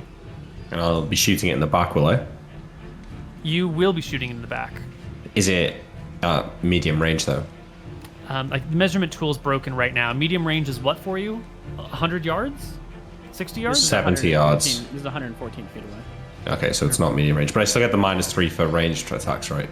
No, it's not blizzarding weather today. It's fine. Regular attack roll. Okay, so just the +2 for back attack then. Yeah. 25. 25 clears by 10 and crits. Or 12 damage. It only had 3 hit points. The troll goes down. Okay, Neil will strike out at the wounded troll that he hit last turn. It's 2 attacks this round with a 28. That's going to be a crit, right? Yes, it will. It's It going to be actually triple clear crits? by 10, so it'll be 3 times damage dice. 3d12 is 5 damage, 23 damage. Neil decapitates this troll. Easy. And then Polar finally will attack her troll down here with a 21 Regular hit. for 15 damage. You know, Pola keeps doing incredible damage for a fighter of her class. I don't know how Yeah. she does it. I'm right. Okay. And what about Imric? I already shot the troll that was fleeing. Oh, that's right. That's right. Yeah. Anton and the top trolls. Rainy. Whoosh. Jack is gonna come over here, get flanking or back attack. Mm-hmm. There. 31. For hit again? 13. Yeah, one more time. 16. 20 damage, almost killing it. And Jack just breaks all the bones in the back of the troll's body. He snaps down to its knees. Its arms go up in the air. Snow thrashes everywhere. I think he kills it with his battle axe. Oh yeah, if he hits, then he dies. Yeah. Yep. Anton, here's his attacks. 29. I think that's 3 times damage dice. 9 and it's 19 damage. Yeah. First attack. Here's the other one. Crits on 16. Didn't get it, but that hits. Nope, just a regular hit for another 9. Do you want me to get my last attack here? Yeah, they already since went? they've already gone. 15. Is a hit, and we'll drop the troll. Those trolls are gone. Now it's just all the other ones. The ones here. Wait, I have Lord Khan Scoria. Oh, sorry. Go ahead. I instruct Lord Khan to go to each body and light it on fire. So as many as you want in a round, he can do.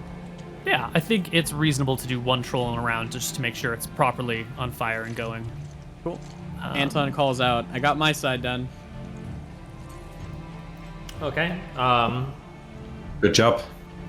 The trolls still have to go towards the middle and the top, but I have to keep refreshing. Excellent. The one that is surrounded by everybody is going to lash out at Monteb as the troll circles, trying to figure out what's going on, eventually settling on what appears to be the weakest member of the pack, and slashes with a critical hit and a miss. But he will do 6 points of damage on his critical. Can't believe that only crits That's once. lucky. Does he only have... He must have pretty good AC. Yeah, 20 AC. Yeah, I think they're all well of damage. And These in are the some weak middle, trolls. They only do D8 damage. Not like D8. Don't they do like D8 plus 5 usually, trolls? regular trolls do D4 plus 4, and these are just doing a flat D8. If the Okay. trolls were around Emmerich, you wouldn't be speaking. It's too much damage. I always strive for honesty, Moon. You know this. Let's see. Morale check over here for these ones. That is a pass, and that is a pass. So this troll is going to use new tactics. Rather than, you can see his allies are going down. Rather than stay and fight to the end, this troll is going to try and take a captive. They love taking captives. And so provoking an attack of opportunity from Neil, go ahead and use it, Anton. Not Anton, Emmerich. The troll Sorry, is what's going this? to Neil and attempt to abscond with him and burrow Absolutely into the not. snow and take him back to a lair where there's not so many enemies and he can eat Neil in peace. Neil will not stand for this. He rolls a 28 on his strength check. An attack roll. It's attack. an opportunity attack. Oh, sorry, my bad. He definitely won't stand for it. 17. It's a blow. It's a hit.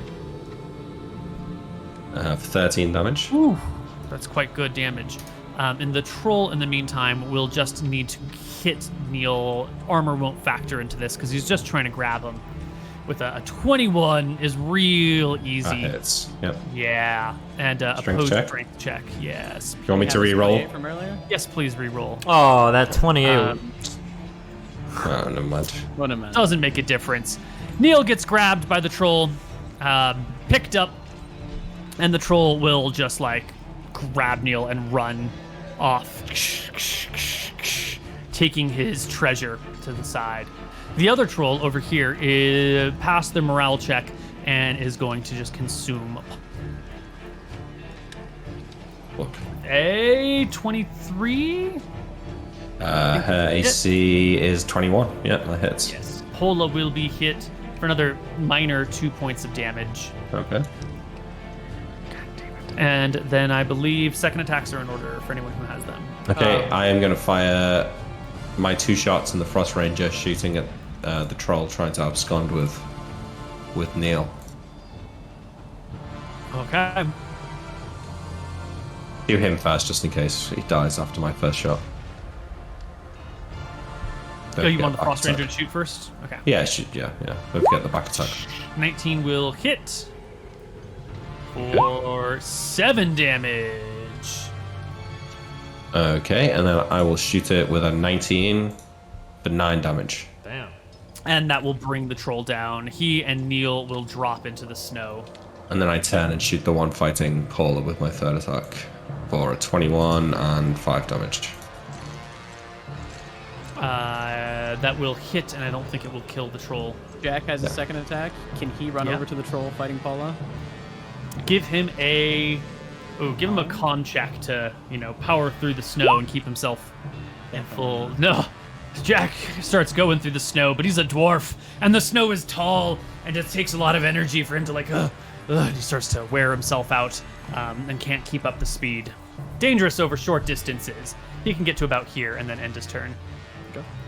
Anyone else with a second action? Yep. Paula has a second attack this turn. Sure. And Tyrael, I believe. And Yeah. Vash. Go ahead and make your attacks. Okay, Paula gets a 21 and damage. Excellent. And then he had taken 9 You should be before, rolling right? D12. No, yes, D12, sorry. Time that should be a D12. Should be 12 damage instead, Neil. Perfect. That is enough to drop the troll to dead. Vash rolls a 15. Looks like hits. 11 damage. Easy. Almost killing the troll in one blow. Well, third of its HP. Tyrael rolls a 28, I think, for a flank. Yep, you will crit the troll. You will do double dice. I think just one of these. 23, yeah, will drop the troll dead. And after a few moments of peace and everyone scurrying to look in all directions, you can see that the troll threat is neutralized. We burn everything. Yeah, we burn them all. They quickly incinerate. An interesting thing to note as you go from troll to troll is that none of them seem to be regenerating in the process. You still burn them, I take it. Yeah. But you notice that none of their flesh is knitting over anywhere. Either capable of regenerating or there are conditions upon their regeneration which are not being met here. Something is wrong with the trolls. Cool. Emmerich, do you still see the waves, as you called it? No, I don't think so. None of the eyes have come back to report, so I assume that means there's nothing out there, Neil, right? Sure, yeah. Okay, that's keep okay. going then. Tyrael, is that fine? Yep, forward. carrying on towards the tower. Forward our heroes march.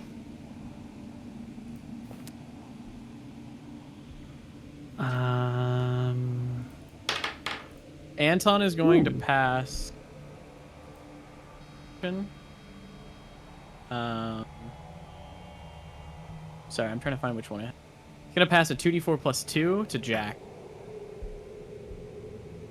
And A you can tell 2d4 me when plus this 2 goes healing off or not. potion? Yeah. It's for 6. I don't know when you want it. Yeah, let's see. The healing potion works just fine. Jack can go ahead and regain 6 HP. No problem.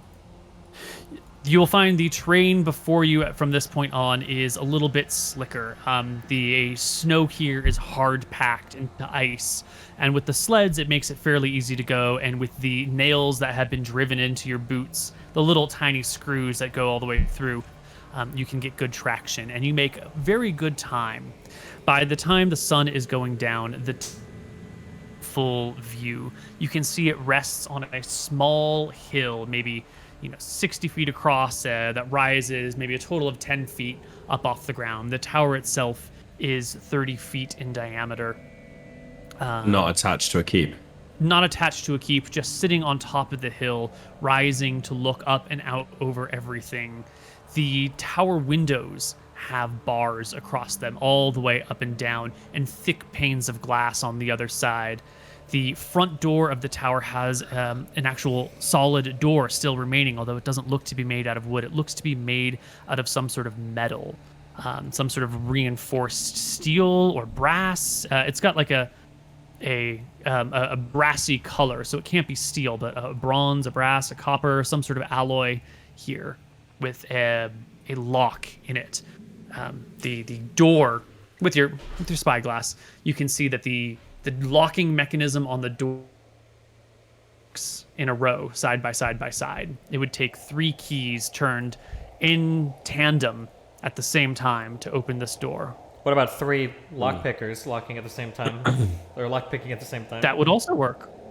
Or 1 lockpicker who can get it into position and have someone hold that thing and then move on to the next one and move on to the next one. Yeah, can we try Yes. it? I should have between me, Montum, Hans. We should be able to try it. Absolutely. Yeah. Why don't you make 3 lockpicking attempts, and then if you fail, then the others can try and pick up your slack. If I fail? Yeah. So we get to the tower without incident. Nice roll, Steve. Well, you missed the first one. You can pick up your slack. Just do the others. Rolling the They dice. do the other 2. Yeah, Yeah, hold do on. the It's, other it's rolling, it's rolling. Okay. Gotcha. Yes, All okay. right. So you can do the second and the looking for you. So why don't you have one of your other rogues try to pick the first lock? Okay. I don't know if did you fill out like all of their thief I abilities? did. I filled out all of their thief's abilities. Wow, okay. Well, Montum You'll steps see up. that some of them are skilled in different ways. Yeah. It takes some time, but between the 3 rogues here, you can unlock the door, and with a heavy groan and the breaking of the ice that has encased this door, the strength of Jack helps swing it open, and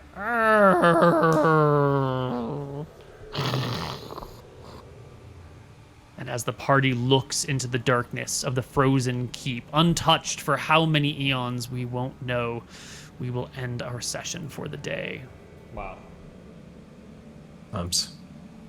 We're ending early before a 2 to 3 week break. Feels Are bad. we... Wait, oh yeah, are we coming back next time at the same time, or what are we doing? Next Thursday Next week I'm out of town. 23rd. Yeah. Alright. The week after Think that we're is all- the 30th. Many of us are unavailable. Yep, no dice on either of those. The 6th? Alright. I can probably do the 6th. 99%. Well, hopefully, Yeah, I think by works the fine for 6th, me. I should have real internet, so I'll be on my actual Oh, computer. shit. Wow. Hold on, we have 4 questions. Okay.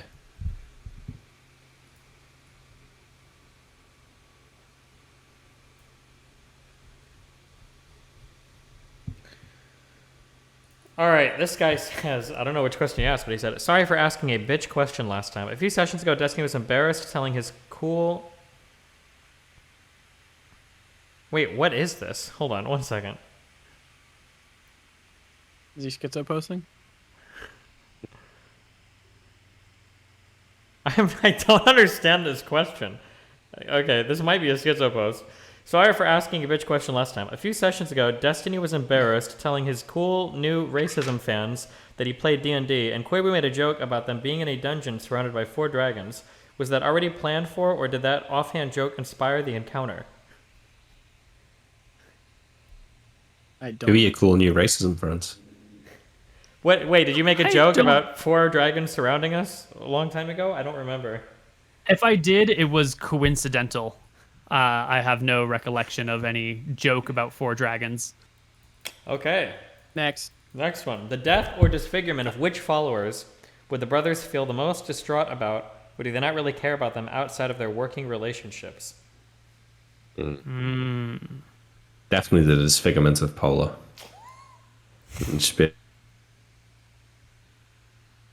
Bro. Anton would miss Jack. Jack is one of the most skilled fighters he's ever seen. So he would be quite saddened. Losing Paula Um, would just be a national disaster. I don't know if the Queen will let us back. We might need to get another wish roll to bring her back. Yeah. As a counter, though, if the Frost Ranger were to be accidentally killed by a secret troll like 10 minutes outside of the city as we were about to leave, that would be. Be quite. As long as it wasn't our fault. As long as it wasn't our fault. I'm not saying we should kill him, but if he were to die of natural causes at that point, that would be. This Frost great. Ranger is 7th level, correct, Koibu? The Frost Ranger is. I would get him 7th level, so he had 2 attacks, but I don't. He's 3rd level and he's got a +1 bow. All right, what more do you want? 5th level. He's 5th level with a +1 bow and a +2 arming sword, +1 chainmail, +1 cloak of protection, +1 ring of protection. Okay. I would say for real pretty though, I would miss Vega, of course. Did Vega work with my uncle? Was he that old? Or I don't remember how that connection was first built, or if he's just part of the same crime. They ran in the same circles. They weren't particularly close. Okay. But Well, I've got a huge history with Vega, so I'd feel sad if he died. Yeah. When Tyrael was talking Next. to the Mystrian family about living contentedly after Scoria's defeat, how did that make Anton feel? Can you repeat it? Sorry.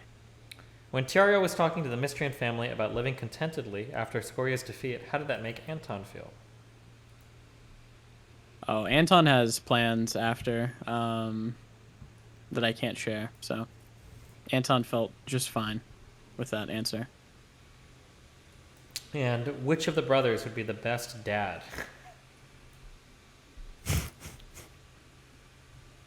Rick, clearly.